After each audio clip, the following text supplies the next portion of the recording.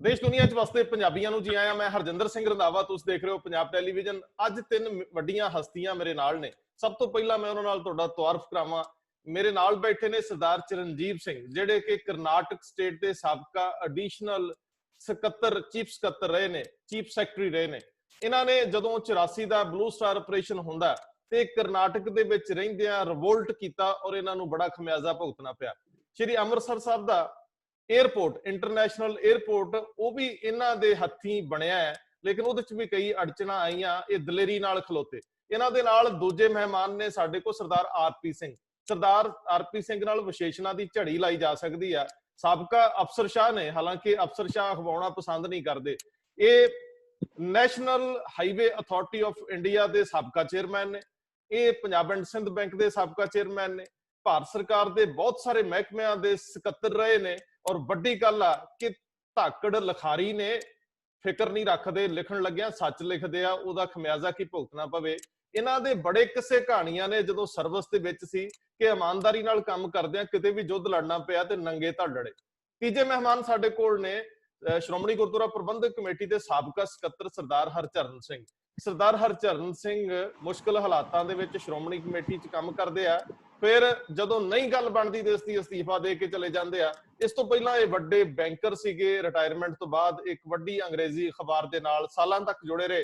सो अज ये मेहमान, ये पैनल मेरे नाल है, सारिआं नूं जी आया आखदिआं मैं सरदार चरणजीव सिंह जी नूं कहूंगा कि अज दे विषय बारे दस्सण, क्योंकि ये डिजाइन इन्हां ने कीता है, खूबसूरती लफ्जां दी है, विचार प्रवाह बहुत जबरदस्त है कि साडी जिहड़ी पिछली सदी सिख कौम दी है, सिखां दे नजरिए तो पिछली सदी तोड़न दी रही है, क्यों ना ये सदी जोड़न दी होवे। सो मेरे नालों इन्हां दे अल्फाज अहम ने, इन्हां दा अनुभव अहम है। सो मैं सरदार चरणजीव सिंह जी नूं, जिहड़े कि साबका एडिशनल चीफ सैकटरी ने, कर्नाटक स्टेट दे रिटायर होए, इन्हां नूं मैं कहूंगा कि ये विषय नाल संबंधित गलबात दा आगाज करन, शुरुआत करन और दूजे मेहमानां नूं नाल लैके चलण।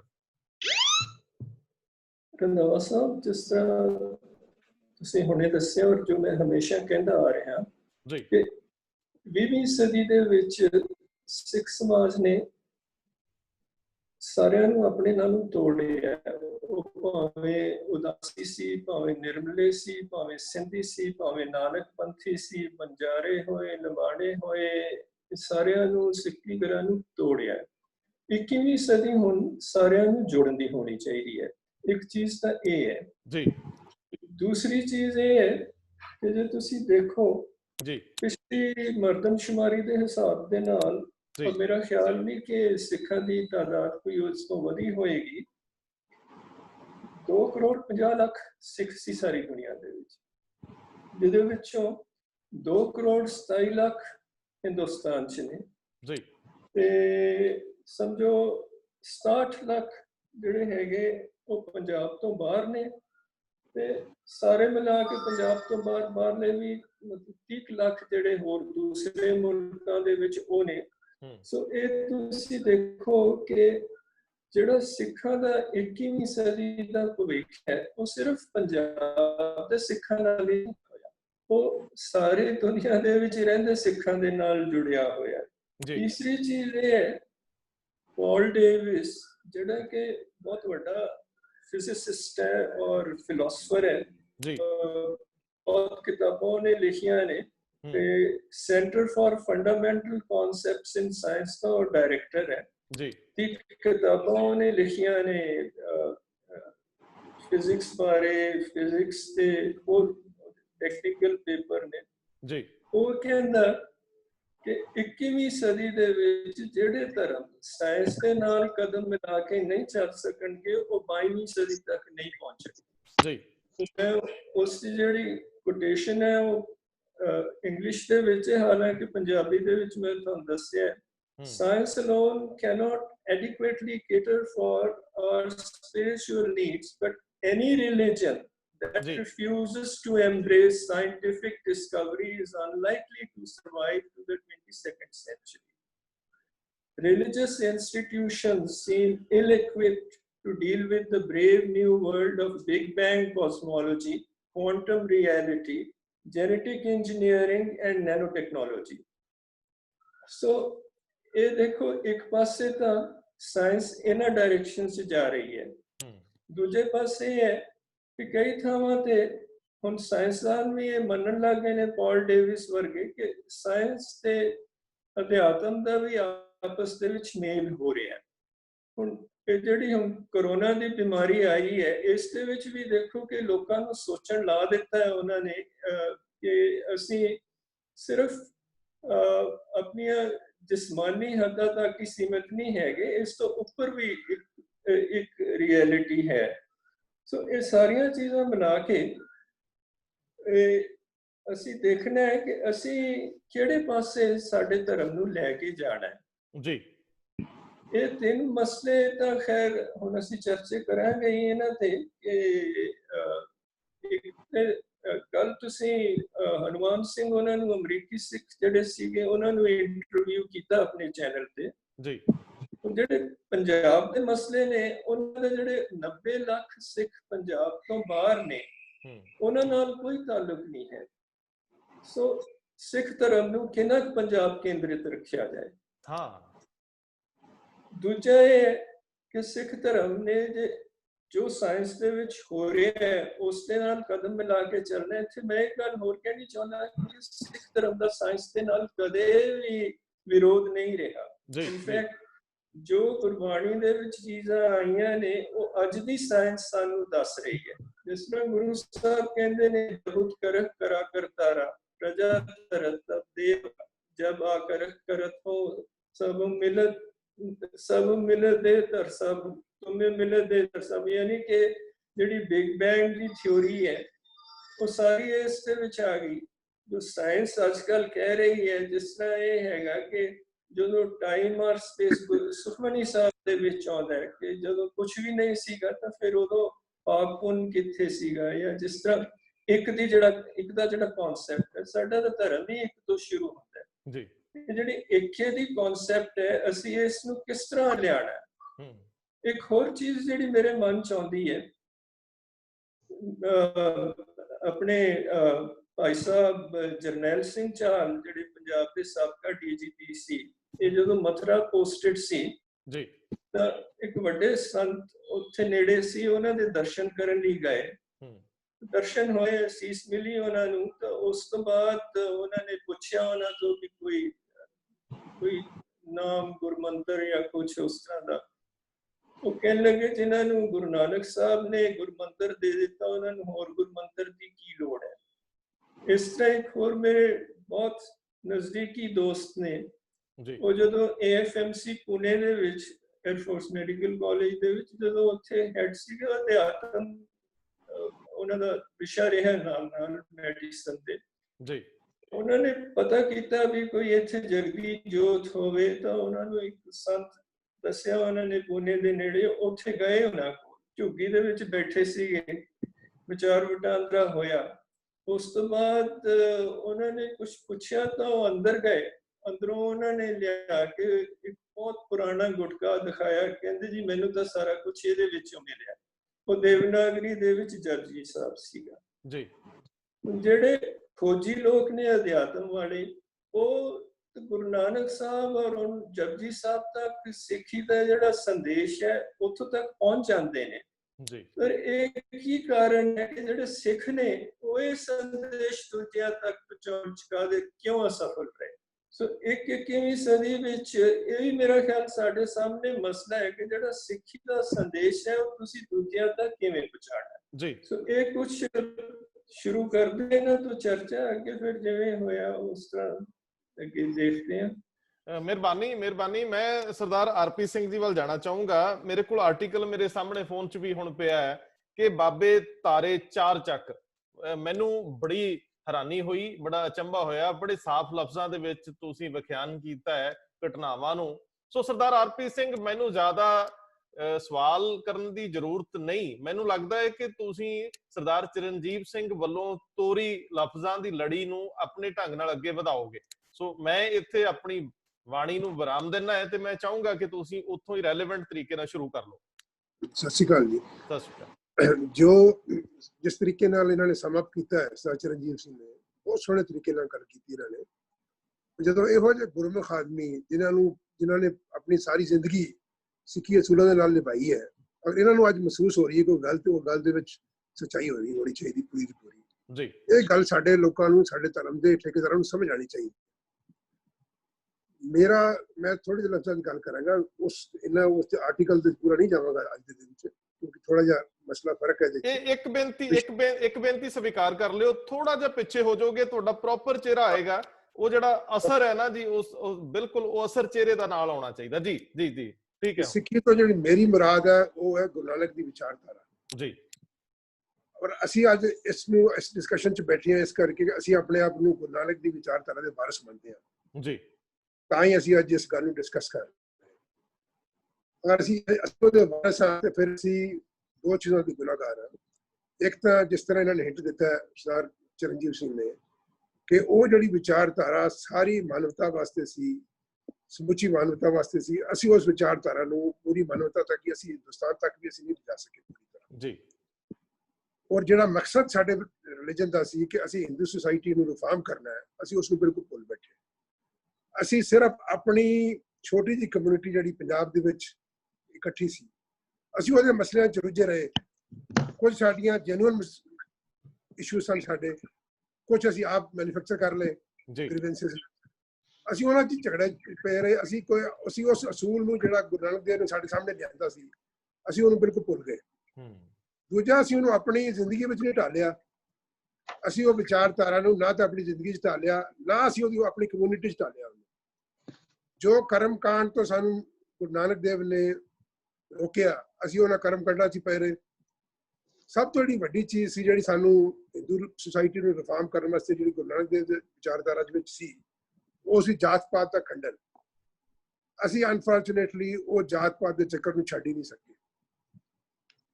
ਬੜੇ ਅਫਸੋਸ ਦੀ ਗੱਲ ਹੈ ਕਿ ਜਦੋਂ ਖਾਲਸਾ ਫੌਜਾਂ ਜਦੋਂ ਬਣੀਆਂ ਨੇ, ਉਹ ਬਿਲਕੁਲ ਜਾਤ ਪਾਤ ਰਾਜ ਫੌਜ ਸੀ। ਉਸ ਵੇਲੇ ਤੁਸੀਂ ਅਗਰ ਦੇਖੋ ਤਾਂ ਸਾਡੇ ਜਿੰਨੇ ਵੀ ਸਿੱਖ ਜਰਨੈਲ ਹੋਏ ਨੇ, ਕਿਸੇ ਨੇ ਆਪਣੀ ਗੋਤ ਨਹੀਂ ਵਰਤੀ ਆਪਣੇ ਨਾਂ ਦੇ ਨਾਲ ਜੀ। ਔਰ ਉਸ ਵੇਲੇ ਜਿਹੜੀਆਂ ਫੌਜਾਂ ਲੜੀਆਂ ਨੇ, ਜਿੰਨੇ ਵੀ ਜਰਨੈਲ ਸਨ, ਉਹਨਾਂ ਨੇ ਆਪਣੇ ਪਿੰਡਾਂ ਦਾ ਨਾਂ ਇਸਤੇਮਾਲ ਕਰ ਲਏ ਜੀ। ਸਾਡੇ ਦੋ ਜਰਨੈਲ ਉਸ ਵੇਲੇ ਬੜੇ ਵੱਡੇ ਹੋਏ ਮਿਸਲਾਂ ਦੇ ਜ਼ਮਾਨੇ ਦੇ ਜੀ। ਉਸ ਤੋਂ ਪਹਿਲੇ ਵੀ ਨਵਾਬ ਕਪੂਰ ਸਿੰਘ ਤੋਂ ਬਾਅਦ ਜੱਸਾ ਸਿੰਘ ਆਲੂਵਾਲੀਆ, ਜੱਸਾ ਸਿੰਘ ਰਾਮਗੜੀਆ ਜੀ। ਰਾਮਗੜ੍ਹ ਇੱਕ ਦਾ ਪਿੰਡ ਸੀ ਤੇ ਆਲੂ ਦੂਸਰੇ ਦਾ ਪਿੰਡ ਸੀ ਜੀ। ਇਸ ਕਰਕੇ ਆਲੂਵਾਲੀਆ ਬਣ ਗਿਆ ਤੇ ਰਾਮਗੜੀਆ ਬਣ ਗਿਆ। ਅਨਫੋਰਚੂਨੇਟਲੀ ਅੱਜ ਕੀ ਹੋ ਗਿਆ ਕਿ ਇਹ ਦੋਨੋਂ ਲਫ਼ਜ਼ ਜਿਹੜੇ ਨੇ ਦੇ ਹੈਵ ਬਿਕਮ, ਮੈਂ ਪੰਜਾਬੀ 'ਚ ਕਹਾਂਗਾ ਵੀ ਜਾਤੀ ਸੂਚਕ। ਜਿੰਨੇ ਵੀ ਕਲਾਲ ਸਨ ਉਹਨਾਂ ਨੇ ਆਪਣੇ ਆਪ ਨੂੰ ਆਲੂਵਾਲੀ ਲਿਖਣਾ ਸ਼ੁਰੂ ਕਰਤਾ। ਜਿਹੜੇ ਤਰਖਾਣ ਕਮਿਊਨਿਟੀ ਸਨ ਉਹਨਾਂ ਨੇ ਆਪਣੇ ਆਪ ਨੂੰ ਰਾਮਗੜੀਆ ਲਿਖਣਾ ਸ਼ੁਰੂ ਕਰਤਾ। ਬਾਕੀ ਲੋਕਾਂ ਨੇ ਵੀ ਆਪਣੇ ਗੋਤ ਲਾਣੇ ਸ਼ੁਰੂ ਕਰ ਦਿੱਤੇ ਅਨਫੋਰਚੂਨੇਟਲੀ ਜੀ। ਜਿਹੜੀ ਖਾਲਸਾ ਫੌਜ ਬਿਲਕੁਲ ਹੀ ਕਾਸਟਲੈਸ ਫੌਜ ਸੀ ਜੀ, ਉਹਨੂੰ ਅਸੀਂ ਦੁਬਾਰਾ ਕਾਸਟ 'ਚ ਵੰਡ ਦਿੱਤਾ।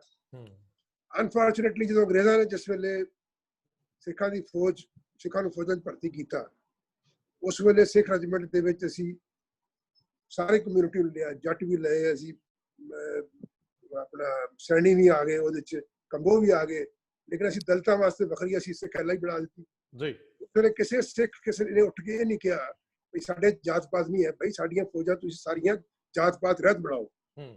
ਉਹਨਾਂ ਨੇ ਆਪਣੇ ਮਸਲਾ ਸਾਰ ਲਿਆ। ਉਹਨਾਂ ਨੇ ਇੱਕ ਹਮਜਨਸ ਫੌਜਾਂ ਬਣਾ ਕੇ ਆਪਣੇ ਕੰਮ ਵਾਸਤੇ ਲੋਕਾਂ ਨੂੰ ਤਿਆਰ ਕਰ ਲਿਆ, ਠੀਕ ਹੈ। ਲੇਕਿਨ ਸਾਡੀ ਜਿਹੜੀ ਰਿਕੁਆਇਰਮੈਂਟ ਸੀ ਕਿ ਅਸੀਂ ਜਾਤ ਪਾਤ ਖਤਮ ਕਰਨੀ ਹੈ, ਉਹ ਸਾਡੀ ਮੁਹਿੰਮ ਬਹੁਤ ਪਿੱਛੇ ਪੈ ਗਈ ਜੀ। ਉਸ ਪੀਰੀਅਡ ਦੇ ਵਿੱਚ ਕਿਸੇ ਨੇ ਜਾਤ ਪਾਤ ਦਾ ਕੋਈ ਪਤਾ ਸ਼ੋਰ ਨਹੀਂ ਪਾਇਆ। ਲੇਕਿਨ ਜਿਹੜੀ ਸਾਡੀ ਕਮਿਊਨਿਟੀ ਤੁਸੀਂ ਦੇਖੋ, ਜਿਹੜੇ ਲੋਕੀ ਕਨਵਰਟ ਹੋ ਰਹੇ ਸੀ ਸਿੱਖਾਂ ਚੋਂ ਹਿੰਦੂਆਂ ਚ, ਉਹਨਾਂ ਦੇ ਨਾਲ ਸਾਡੀ ਸ਼ਾਦੀਆਂ ਹੁੰਦੀਆਂ ਰਹੀਆਂ, ਲੇਕਿਨ ਨਹੀਂ ਹੋਈਆਂ ਜੀ। ਇਸ ਕਰਕੇ ਅਸੀਂ ਜਾਤ ਪਾਤ ਨੂੰ ਖਤਮ ਨਹੀਂ ਕਰ ਸਕੇ।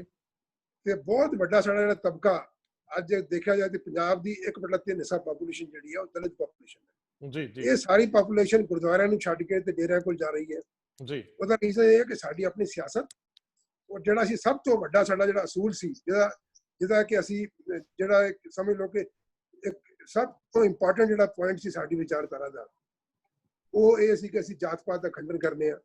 ਉਹ ਚੀਜ਼ ਅਸੀਂ ਇੰਪਲੀਮੈਂਟ ਨਹੀਂ ਕਰ ਸਕੇ। ਉਸ ਕਰਕੇ ਸਾਡਾ, ਜਿਸ ਤਰ੍ਹਾਂ ਇਹਨਾਂ ਨੇ ਪੁਆਇੰਟ ਕੀਤਾ ਵੀ ਇੱਕ ਤਾਂ ਤੁਹਾਡੇ ਕੋਲ ਦਲਿਤ ਚਲੇ ਗਏ, ਕਾਫੀ ਹੱਦ ਤੱਕ ਜਾ ਰਹੇ ਨੇ ਹੁਣ। ਦੂਜੇ, ਅਸੀਂ ਜਿੰਨੇ ਵੀ ਸਾਡੇ ਸ਼ਾਹੀਧਾਰੀ ਸਿੱਖ ਸਨ, ਅਸੀਂ ਅਨਫੋਰਚੂਨੇਟਲੀ ਹੌਲੀ ਹੌਲੀ ਕਰਕੇ ਆਪਣੇ ਆਪ ਨੂੰ ਮਜ਼ਬੂਤ ਕਰੀ ਗਏ। ਸਾਡੇ ਕੋਲ ਜਿੰਨੇ ਵੀ ਸ਼ਾਹੀਧਾਰੀ ਸਿੱਖ ਸਨ ਉਹ ਬਾਹਰ ਨਿਕਲਦੇ ਗਏ। ਤੁਸੀਂ ਅੱਜ ਤੋਂ 20 ਸਾਲ ਪਹਿਲਾਂ ਹਿੰਦੁਸਤਾਨ ਟਾਈਮ ਦਾ ਕੋਈ ਸੰਡੇ ਸੈਚਰਡੇ ਦਾ ਪੇਪਰ ਕੱਢ ਕੇ ਦੇਖੋ, ਜਿੰਨੇ ਵੀ ਭੋਗ ਪੈ ਰਹੇ ਨੇ ਪੰਜਾਬੀ ਹਿੰਦੂਆਂ ਦੇ, ਤੇ 80 ਤੋਂ 90% ਜਿਹੜੇ ਨੇ ਗੁਰਦੁਆਰੇ ਦੇ ਵਿੱਚ ਨੇ।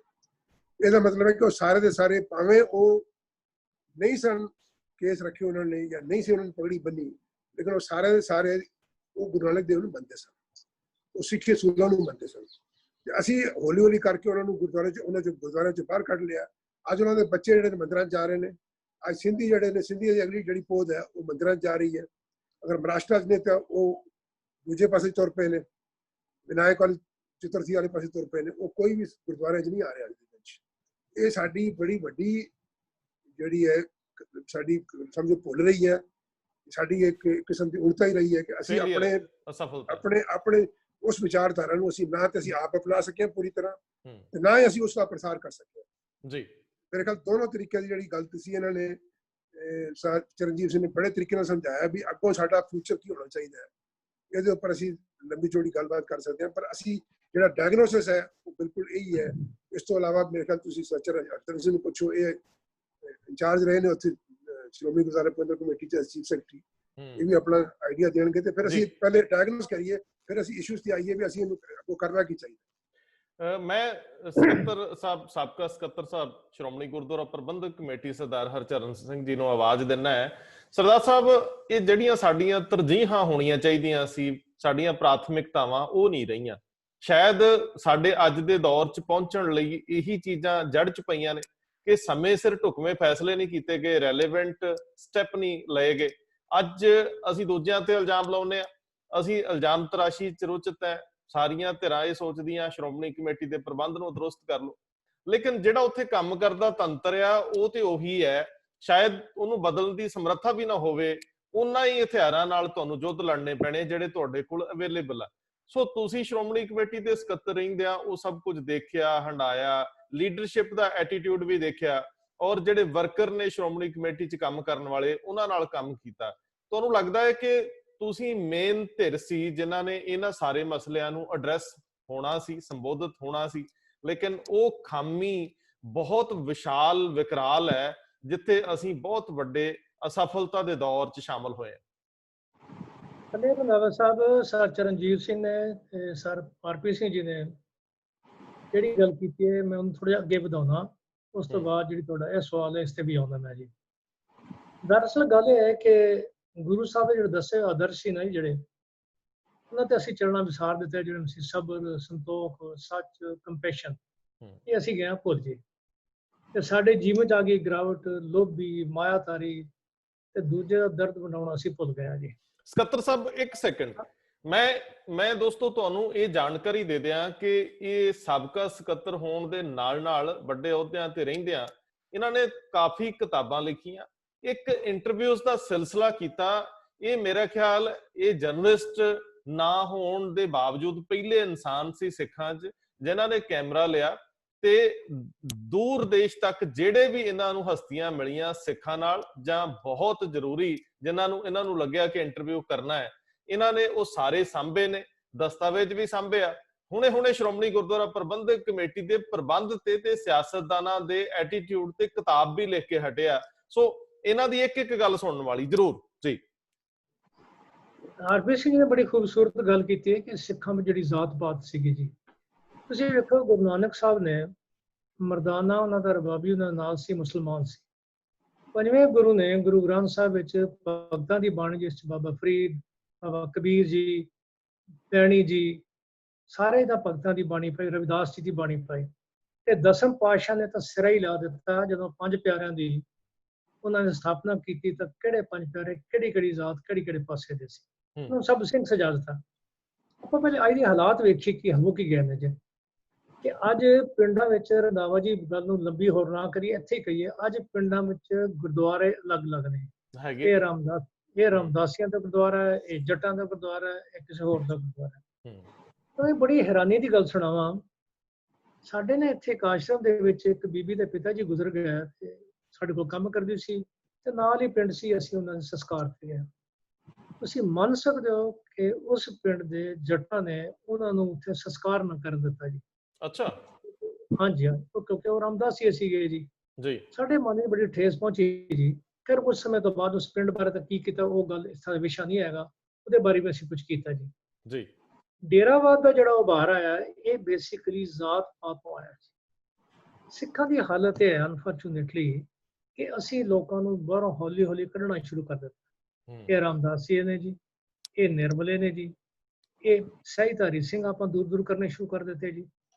ਤੁਸੀਂ ਵੇਖੋ ਸਿੰਧੀਆਂ ਦੀ ਆਬਾਦੀ ਹਿੰਦੁਸਤਾਨ ਦੇ ਵਿੱਚ ਤਕਰੀਬਨ 85 ਲੱਖ ਹੈ ਜੀ ਇਸ ਵੇਲੇ, 1 ਕਰੋੜ ਦੇ ਲਾਗੇ। ਜੇ ਅਸੀਂ ਤੇ 1.5 ਪੌਣੇ 2 ਕਰੋੜ ਆ ਤਾਂ ਤਕਰੀਬਨ 2/3 ਸਾਡੇ ਕੋਲ ਸਿੰਧੀ ਵੀ ਉੱਥੇ ਅਵੇਲੇਬਲ ਨੇ ਜੀ। ਇਹ ਸਾਰੇ ਗੁਰੂ ਨਾਨਕ ਨਾਮ ਲੈਵਲ ਨੇ। ਕੱਲ ਮੈਂ ਟੈਲੀਫੋਨ ਤੇ ਜਦੋਂ ਮੈਨੂੰ ਸਰ ਚਰਨਜੀਤ ਸਿੰਘ ਦਾ ਮੈਸੇਜ ਆਇਆ ਕਿ ਆਪਾਂ ਕੱਲ 3:30 ਵਜੇ ਰੰਧਾਵਾ ਸਾਹਿਬ ਦੇ ਦਰਸ਼ਨ ਕਰਨੇ ਨੇ, ਤਾਂ ਮੈਂ ਲਛਮਣ ਚੇਲਾ ਰਾਮ ਜੀ ਨਾਲ, ਉਹਨਾਂ ਨਾਲ ਉਹ ਕਤਰ ਸੀਗੇ ਅਬਰੋਡ, ਉਹਨਾਂ ਨਾਲ ਮੈਂ ਗੱਲ ਕੀਤੀ ਕਿ ਤੁਹਾਡੀ ਆਬਾਦੀ ਕਿੰਨੀ ਹੈ ਤੁਹਾਡੀ ਇੱਥੇ।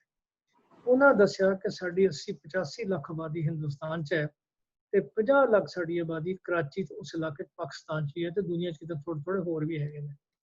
ਇਹ ਸਾਰੇ ਗੁਰੂ ਨਾਨਕ ਨਾਮ ਲੈਵਲ ਨੇ। ਦੂਜੇ ਪਾਸੇ ਚੱਲੀ ਮੈਂ ਸ਼੍ਰੋਮਣੀ ਕਮੇਟੀ 'ਚ ਰਿਹਾ ਜੀ, ਇਹ ਗੱਲ ਤਾਂ ਵੱਖਰੀ ਹੈ ਕਿ ਅਸੀਂ ਬੀਬੀਆਂ ਨੂੰ ਉੱਥੇ ਕੀਰਤਨ ਨਹੀਂ ਕਰਨ ਦਿੰਦੇ ਜੀ, ਭਾਵੇਂ ਪੂਰਨ ਗੁਰਸਿੱਖ ਹੋਣ, ਪ੍ਰਪੱਕ ਹੋਣ ਸਿੱਖੀ ਵਿੱਚ।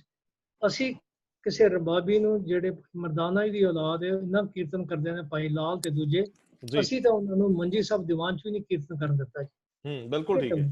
ਅਸੀਂ ਸਿੰਧੀਆਂ ਨੂੰ ਵੀ ਨਹੀਂ ਕੀਰਤਨ ਕਰਨ ਦਿੰਦੇ ਪਏ ਜੀ। ਫਿਰ ਆਪਾਂ ਕਹਿੰਦੇ ਹਾਂ ਕਿ 21ਵੀਂ ਸਦੀ ਦੇ ਵਿੱਚ ਸਿੱਖੀ ਦਾ ਪ੍ਰਚਾਰ ਤੇ ਸਿੱਖੀ ਦਾ ਪ੍ਰਚਾਰ ਕਿਵੇਂ ਹੋਵੇ। ਜਿੱਥੋਂ ਮੈਂ ਗੱਲ ਸ਼ੁਰੂ ਕੀਤੀ ਸੀ ਉੱਥੇ ਹੁਣ ਫਿਰ ਲਿਆਉਣਾ, ਅਸੀਂ ਤਾਂ ਮਹਾਰਾਜ ਦੇ ਦੱਸੇ ਅਸੂਲਾਂ ਨੂੰ ਤਿਆਗਿਆ ਹੋਇਆ ਆਪ।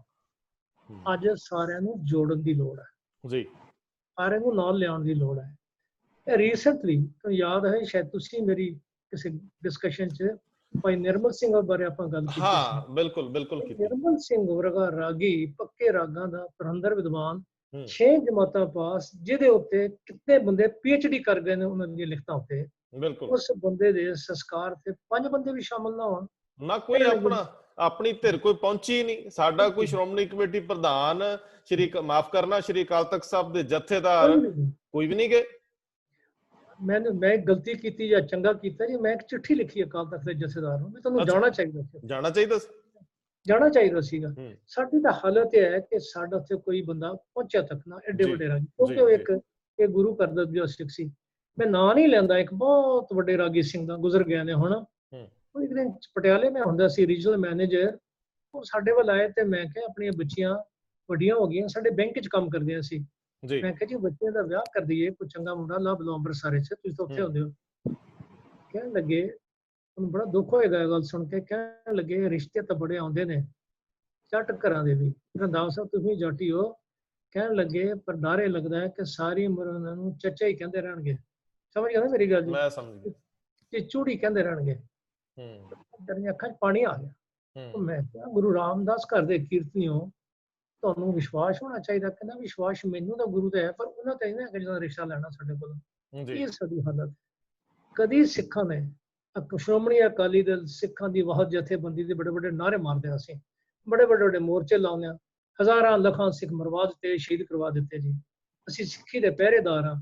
ਉਹ ਭਲੇ ਲੋਕੋ, ਕਦੀ ਕਿਸੇ ਹਰੀਜਨ, ਕਿਸੇ ਸ਼ੈਡਿਊਲਡ ਕਾਸਟ, ਕਿਸੇ ਛੋਟੀ ਜਾਤ ਵਾਲੇ ਵਿਚਾਰੇ ਨੂੰ ਕੋਈ ਜਥੇਦਾਰ ਵੀ ਕਦੀ ਲਾਇਆ? ਤੁਸੀਂ ਸੁਣਿਆ ਕੀ ਦਿੰਦੇ ਪਏ ਆਪਾਂ? ਇਹ ਮੈਂ ਸਾਰੀ ਗੱਲ ਤੁਹਾਨੂੰ ਤਾਂ ਦੱਸਦਾ ਪਿਆ ਕਿ ਇਹ ਮੈਂ 2-3 ਆਰਟੀਕਲ ਲਿਖਿਆ ਅੱਜ ਤੋਂ 6 ਸਾਲ ਪਹਿਲਾਂ ਜੀ, ਕਿ ਕਿਸੇ ਛੋਟੀ ਜਾਤ ਵਾਲੇ ਨੂੰ ਆਪਾਂ ਜਥੇਦਾਰ ਕਿਉਂ ਨਹੀਂ ਲਾਉਂਦੇ। ਆਪਾਂ ਲਾਓ, ਜਥੇਦਾਰ ਲਾਓ।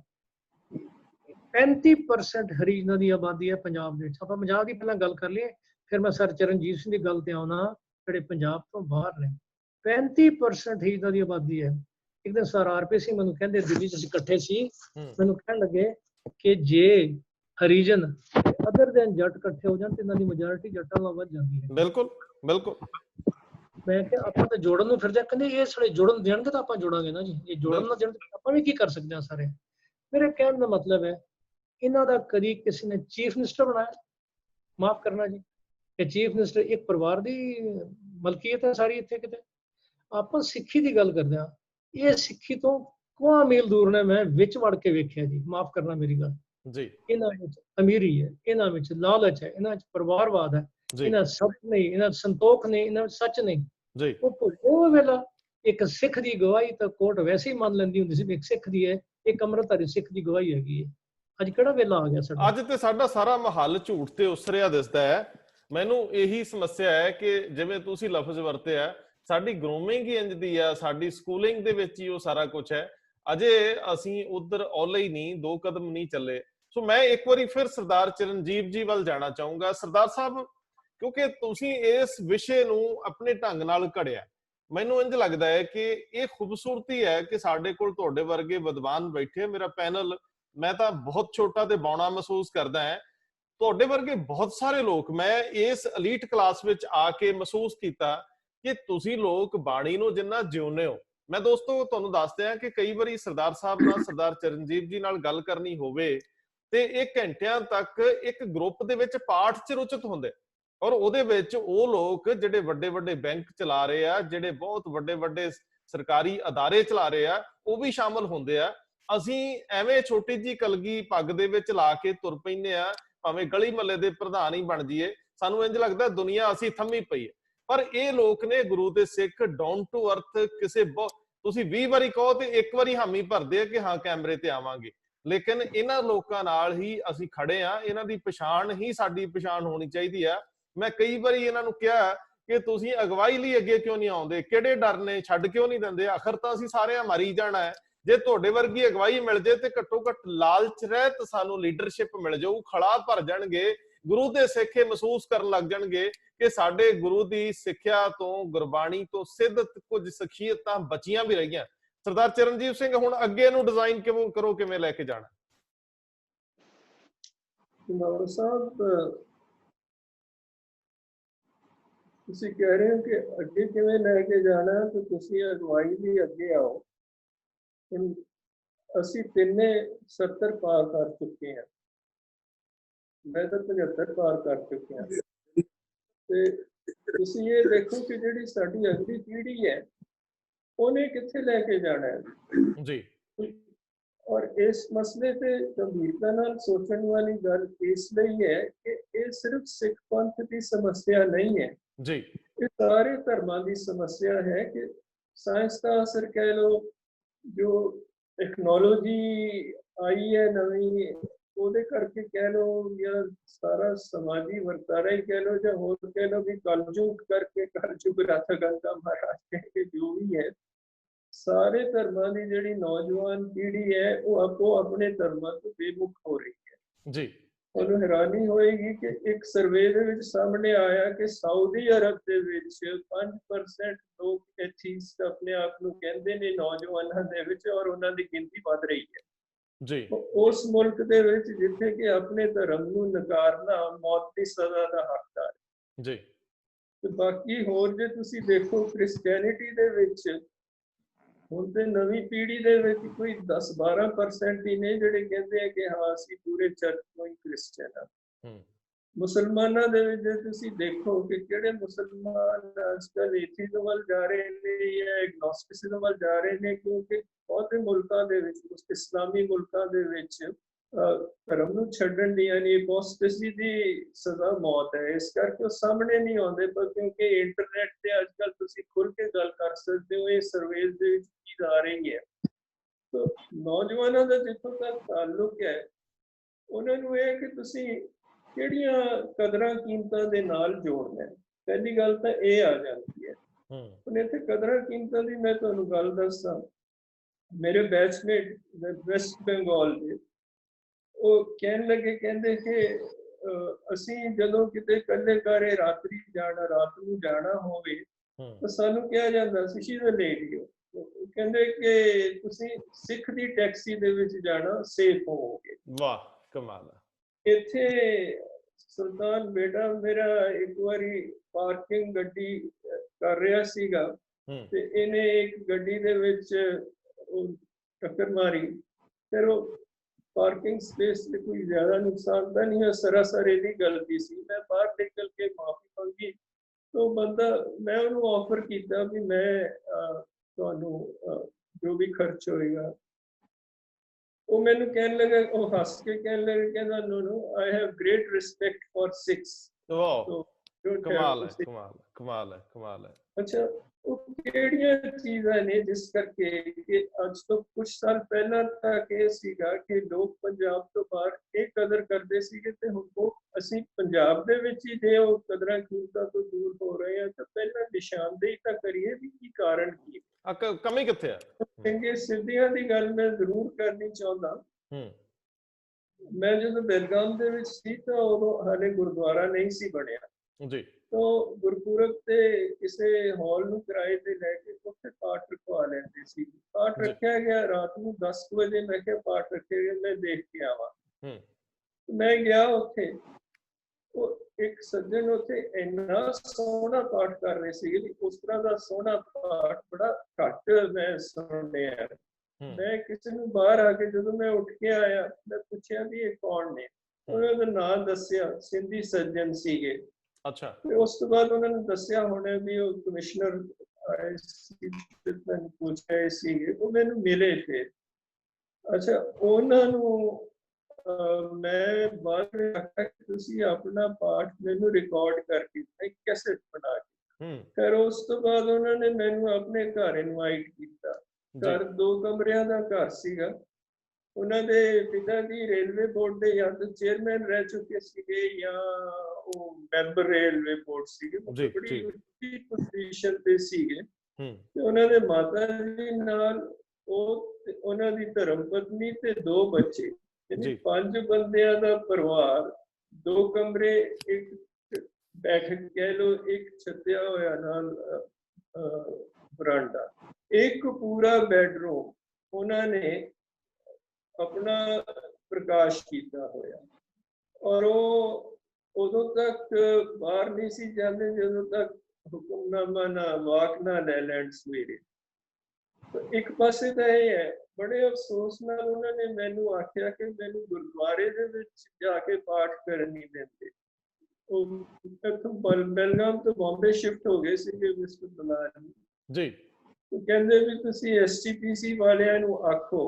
तो मैं सोचा जो हरचरण जी सीगे ते इन्हां नाल मैनूं याद नहीं कि गल कीती सी कि नहीं, पर यह है कि इहो जिहा बंदा जिसने गुरबाणी ते पाठ नूं मैं खुद कह रहा सीगा कि मैनूं रिकॉर्ड करके दिओ, उहनूं अंदर गुरुद्वारे दे पाठ करन दी इजाजत नहीं हैगी। ये तो साडा हाल है। ते नवीं पीढ़ी तुसी कित्थों तक जोड़ोगे नाल जिहड़ियां तुसी वैल्यूज़ दी गल करदे, इसे करके वो पॉल डेविस जिहड़ा कहंदा है कि जिहड़े धर्म 21वीं सदी दे विच साइंस तो टुटणगे, टैक्नोलॉजी दी टुटणगे, वो 22वीं सदी तक नहीं पहुंच सकणगे।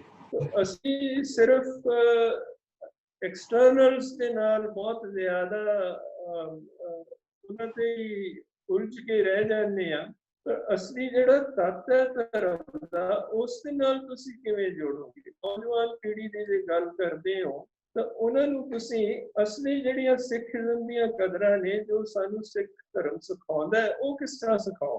ਇੱਕ ਤਾਂ ਇਹ ਸਮੱਸਿਆ ਨਵੀਂ ਪੀੜ੍ਹੀ ਨੂੰ ਨਾਲ ਜੋੜਨ ਦੀ। ਨਵੀਂ ਪੀੜ੍ਹੀ ਸਵਾਲ ਪੁੱਛੇਗੀ ਔਰ ਸਵਾਲਾਂ ਦੇ ਜਵਾਬ ਦੇਣੇ ਪੈਣਗੇ। ਜੇ ਨਹੀਂ ਸਵਾਲਾਂ ਦੇ ਜਵਾਬ ਦਿਓਗੇ ਤਾਂ ਉਹ ਤੁਹਾਡੇ ਤੋਂ ਦੂਰ ਜਾਣਗੇ। ਬਿਲਕੁਲ ਠੀਕ ਹੈ। ਸਰਦਾਰ RP ਸਿੰਘ, ਜਿਵੇਂ ਇਹਨਾਂ ਨੇ ਗੱਲ ਕੀਤੀ ਹੈ ਕਿ ਸਵਾਲ ਤਾਂ ਕੁਦਰਤੀ ਆ, ਸਾਡੇ ਚ ਵੀ ਭੇਖ ਬੜੇ ਨੇ, ਸਾਡੇ ਚ ਕਰਮਕਾਂਡ ਬੜੇ ਆ। ਇਹ ਪਿੱਛੇ ਜੇ ਸੋਸ਼ਲ ਮੀਡੀਆ ਤੇ ਗੱਲ ਬੜੀ ਬਹੁਤ ਤੇਜ਼ੀ ਨਾਲ, ਤੀਬਰਤਾ ਨਾਲ ਅੱਗੇ ਆਈ ਕਿ ਆਖਰ ਜਦੋਂ ਕੋਈ ਬੱਚਾ ਇਹ ਪੁੱਛਦਾ ਹੈ ਕੈਨੇਡਾ ਦੇ ਵਿੱਚ ਜਾਂ ਕਿਤੇ ਹੋਰ ਕਲਾਸ ਦੇ ਵਿੱਚ, ਉਹਦੇ ਸਾਥੀ ਪੁੱਛਦੇ ਆ ਕਿ ਗੁਰੂ ਨਾਨਕ ਸਾਹਿਬ ਨੇ ਪੰਜੇ ਨਾਲ ਕਿਵੇਂ ਰੋਕ ਲਿਆ। ਤੇ ਜਿਹੜੇ ਗੁਰੂ ਸਾਹਿਬ ਦੀ ਬਾਣੀ ਸਾਰੀ ਵਿਗਿਆਨਕ ਲੀਹਾਂ ਤੇ ਹੈ, ਰੈਸ਼ਨਲ ਹੈ ਔਰ ਉਹ ਧਰਮ ਨੂੰ ਨਵੇਂ ਆਜ਼ਾਮ ਦਿੰਦੀ ਹੈ, ਤੇ ਉਹਦੇ ਉਸ ਮਾਮਲੇ ਦੇ ਵਿੱਚ ਬੱਚਿਆਂ ਨੂੰ ਜਵਾਬ ਦੇਣੇ ਔਖੇ ਹੋ ਜਾਂਦੇ ਆ। ਸੋ ਇਹ ਵੀ ਇੱਕ ਐਟੀਟਿਊਡ ਹੋਣਾ ਚਾਹੀਦਾ ਹੈ ਕਿ ਅਸੀਂ ਉਹੀ ਧਾਰਨਾਵਾਂ ਨੂੰ ਪਰਪੱਕ ਕਰੀਏ, ਅੱਗੇ ਲੈ ਕੇ ਜਾਈਏ ਜਿਨ੍ਹਾਂ ਨੂੰ ਅਸੀਂ ਪ੍ਰੂਵ ਕਰ ਸਕਦੇ ਹਾਂ। ਸੋ ਇਹ ਵੀ ਇੱਕ ਪਹਿਲੂ ਆ ਕਿ ਸਿੱਖੀ ਦੇ ਵਿੱਚ ਮਿਲਾਵਟ ਵਾਲੀ ਗੱਲ ਨੂੰ ਜੇ ਥੋੜਾ ਜਿਹਾ ਅਸੀਂ ਵਿਸ਼ਾਲ ਹਿਰਦੇ ਨਾਲ ਆਪ ਹੀ ਸਵੀਕਾਰ ਕਰ ਲਈਏ, ਉਣਤਾਈਆਂ ਨੂੰ ਪਾਸੇ ਰੱਖ ਲਈਏ, ਮਿੱਥਾਂ ਨੂੰ ਛੱਡ ਦਈਏ, ਇਤਿਹਾਸਕ ਹਵਾਲਿਆਂ ਨੂੰ ਫੜ ਲਈਏ, ਰੈਫਰੈਂਸਸ ਜਿਹੜੇ ਆ ਰਿਸਰਚਾਂ ਨੇ ਉਹਨਾਂ ਦੇ ਉੱਤੇ ਬਹੁਤੇ ਕਿੰਤੂ ਨਾ ਕਰੀਏ, ਘੱਟੋ ਘੱਟ ਥੋੜਾ ਖੁੱਲੇ ਦਿਮਾਗ ਨਾਲ ਸੋਚ ਲਈਏ। ਸੋ ਸਰਦਾਰ RP ਸਿੰਘ ਕੀ ਸੋਚਦੇ ਆ ਜਿਹੜੇ ਸਾਰਾ ਦਿਨ ਕਿਤਾਬਾਂ ਦੇ ਵਿੱਚ ਰਹਿੰਦੇ ਆ ਔਰ ਸਾਰਾ ਦਿਨ ਲਿਖਣ ਪੜ੍ਹਨ 'ਚ ਹੀ ਸਮਾਂ ਬਤੀਤ ਕਰ ਰਹੇ? ਜਿਹੜੀ ਗੱਲ ਇਹਨਾਂ ਨੇ ਕਹੀ ਸਰ ਚੱਲ ਸਿੰਘ ਨੇ ਤੇ ਬਾਅਦ ਫਿਰ ਇਹਨਾਂ ਨੇ ਵੀ ਹਿੰਟ ਦਿੱਤਾ ਥੋੜਾ ਜਿਹਾ ਉਹਦਾ ਚਰਨਜੀਤ ਸਿੰਘ ਨੇ, ਜਿਹੜਾ ਅਸੀਂ ਨਹੀਂ ਕੀਰਤਨ ਕਰਨ ਦੇ ਅਲਾਉ ਕਰ ਰਹੇ ਮੁਸਲਮਾਨਾਂ ਨੂੰ ਜਾਂ ਹੋਰ ਨਾਨ ਸਿੱਖ ਨੂੰ ਦਰਬਾਰ ਸਾਹਿਬ ਦੇ ਅੰਦਰ ਜਾਂ ਹੋਰ ਵੀ ਕਿਸੇ ਕਈ ਜਗ੍ਹਾ ਤੇ, ਉਹ 1936 ਦੇ ਹੁਕਮਨਾਮੇ ਦੇ ਵਿੱਚ ਆਈ ਹੈ, ਸਾਰੀ ਰਹਿਤਨਾਮੇ ਵਿੱਚ ਆਈ ਹੈ। ਅੱਛਾ, ਇਹ ਰਹਿਤਨਾਮਾ ਜਿਹੜਾ ਹੈ ਇਹ SGPC ਦੀ ਇੱਕ ਕਮੇਟੀ ਹੈ, ਜਿਹਦੇ ਵਿੱਚ 55 ਸਿੱਖ ਹੈਗੇ ਸੀ ਜੀ। ਉਹਨਾਂ ਦੀ ਸੋਚ ਕਿਸ ਤਰ੍ਹਾਂ ਦੀ ਸੀ ਉਸ ਵੇਲੇ, ਲੇਕਿਨ ਮੇਰੇ ਹਿਸਾਬ ਨਾਲ ਸੋਚ ਕੋਈ ਗੁਰਪ੍ਰੀਤ ਨਹੀਂ ਹੋ ਜਾਏ। ਜਿੱਥੋਂ ਤੱਕ ਲੇਡੀਜ਼ ਦਾ ਸਵਾਲ ਹੈ, ਉਹਨਾਂ ਨੂੰ ਕੀਰਤਨ ਨਾ ਕਰਨ ਦੇਣ ਜੇ ਇਜਾਜ਼ਤ ਦੇਣਾ, ਇਹ ਕਿਸੇ ਰਹਿਤਨਾਮੇ 'ਚ ਨਹੀਂ ਹੈਗਾ, ਪਰ ਇਹਨਾਂ ਨੇ ਇੱਕ ਆਪਣੀ ਪਰੰਪਰਾ ਬਣਾ ਲਈ ਹੈ। ਅੱਜ ਤੱਕ ਇਹਨਾਂ ਨੇ ਲੇਡੀਜ਼ ਨੂੰ ਅਲਾਉ ਨਹੀਂ ਕੀਤਾ ਦਰਬਾਰ ਸਾਹਿਬ ਦੇ ਵਿੱਚ, ਜਿਹੜੀ ਬੜੀ ਮਾੜੀ ਗੱਲ ਹੈ। ਇਹ ਗੱਲ ਮੈਂ ਉਸ ਵੇਲੇ ਆਰਟੀਕਲ ਲਿਖ ਕੇ ਤੇ ਸਰ ਚਰਨ ਸਿੰਘ ਨੂੰ ਕਾਪੀ ਵੀ ਭੇਜੀ ਤੇ ਚਿੱਠੀ ਵੀ ਪਾਈ ਸੀ ਕਿ ਇਹ ਤੁਸੀਂ ਚੀਜ਼, ਇਹ ਇਸ਼ੂ ਜਿਹੜਾ ਹੈ ਇਹ ਤੁਸੀਂ ਟੇਕ ਅਪ ਕਰੋ SGPC ਵਿੱਚ, ਇਹਨਾਂ ਨੂੰ ਸਮਝਾਓ ਵੀ ਇਹ ਜਿਹੜੀ ਉਸ ਦੇ ਵਿੱਚ ਹੋਰ ਬੜੀਆਂ ਗੱਲਾਂ ਨੇ ਜਿਹੜੀਆਂ ਉਸ ਕਮੇਟੀ ਨੇ ਗੱਲਾਂ ਬਣਾਈਆਂ ਨੇ।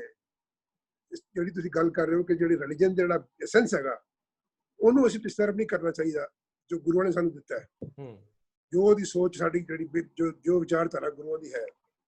ਲੇਕਿਨ ਜੋ ਕਿਸੇ ਗੁਰੂ ਨੇ ਸਾਨੂੰ ਦੱਸਿਆ ਹੈ ਜਾਂ ਸਾਡੇ ਕੋਲ ਗੁਰੂ ਗ੍ਰੰਥ ਸਾਹਿਬ ਅਵੇਲੇਬਲ ਹੈ, ਉਹਦੀ ਇੰਟਰਪ੍ਰੀਟੇਸ਼ਨ ਹੈ, ਉਸ ਤੋਂ ਇਲਾਵਾ ਜਿਹੜੀ ਵੀ ਚੀਜ਼ ਆਈ ਹੈ ਜਿਹੜੀ ਬਾਅਦ ਚ ਲੋਕਾਂ ਨੇ ਇੰਟਰੋਡਿਊਸ ਕੀਤੀ ਹੈ, ਉਹ ਸਭ ਨੂੰ ਸਾਨੂੰ ਵਿਚਾਰਨਾ ਚਾਹੀਦਾ ਕਿ ਇਹ ਜਿਹੜੀ ਵੀ ਚੀਜ਼ ਹੈ ਇਹ ਸਾਡੇ ਅਸੂਲਾਂ ਦੇ ਮੁਤਾਬਿਕ ਹੈ ਜਾਂ ਨਹੀਂ ਹੈ। ਇਹ ਆਈ ਕਿੱਥੋਂ ਕਿਸ ਭਾਵਨਾ ਨਾਲ ਆਈ ਹੈ ਨਾ। ਬਿਲਕੁਲ ਠੀਕ ਹੈ।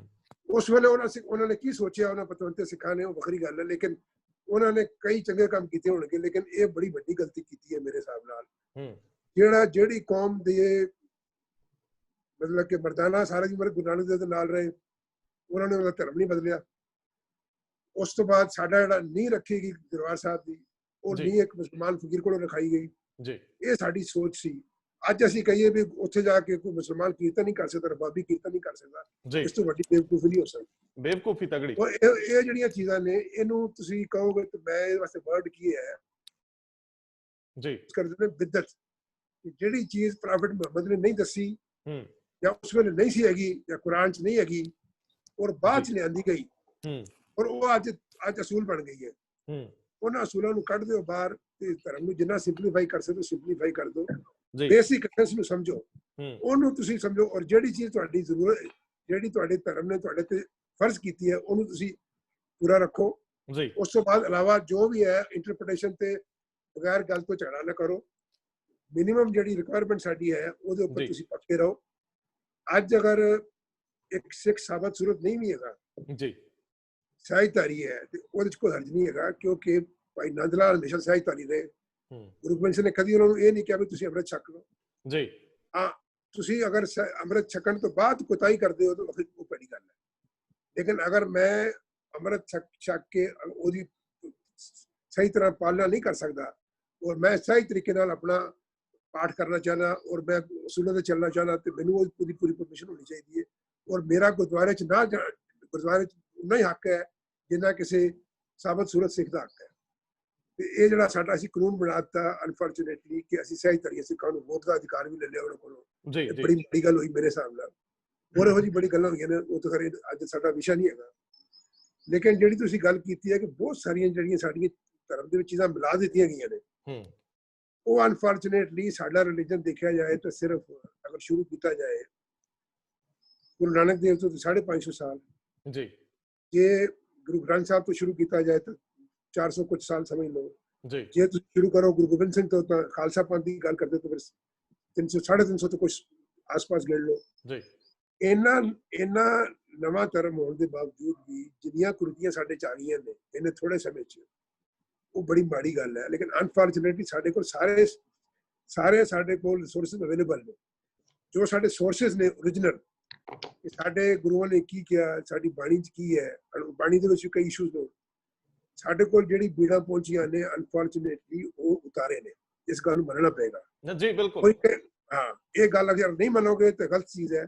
ਇਹਦੇ ਉੱਪਰ ਅਗਰ ਰਿਸਰਚ ਦੇ ਉੱਪਰ ਤੁਸੀਂ ਰੋਕ ਲਾ ਦਿਓਗੇ ਜਾਂ ਉਸ ਬੰਦੇ ਨੂੰ ਜਿਹਨੇ ਰਿਸਰਚ ਕੀਤੀ ਉਹਨੂੰ ਤੁਸੀਂ ਕਹੋ ਜੀ ਤਨਖਾਹੀ ਹੈ, ਬੜੀ ਅਨਫੋਰਚੂਨੇਟ ਚੀਜ਼ ਹੈ। ਤੇ ਤੁਹਾਡੇ ਕੋਲ ਕੱਲ ਨੂੰ ਹੋਰ 100 ਸਾਲ ਤੋਂ ਬਾਅਦ ਤੁਹਾਨੂੰ ਸੋਰਸਿਸ ਵੀ ਨਹੀਂ ਮਿਲਣਗੇ ਔਰ ਹੋਰ ਤੁਹਾਡੀ ਹੋਰ ਬੜੀ ਗਲਤੀਆਂ ਤੁਸੀਂ ਕਰ ਬੈਠੋਗੇ।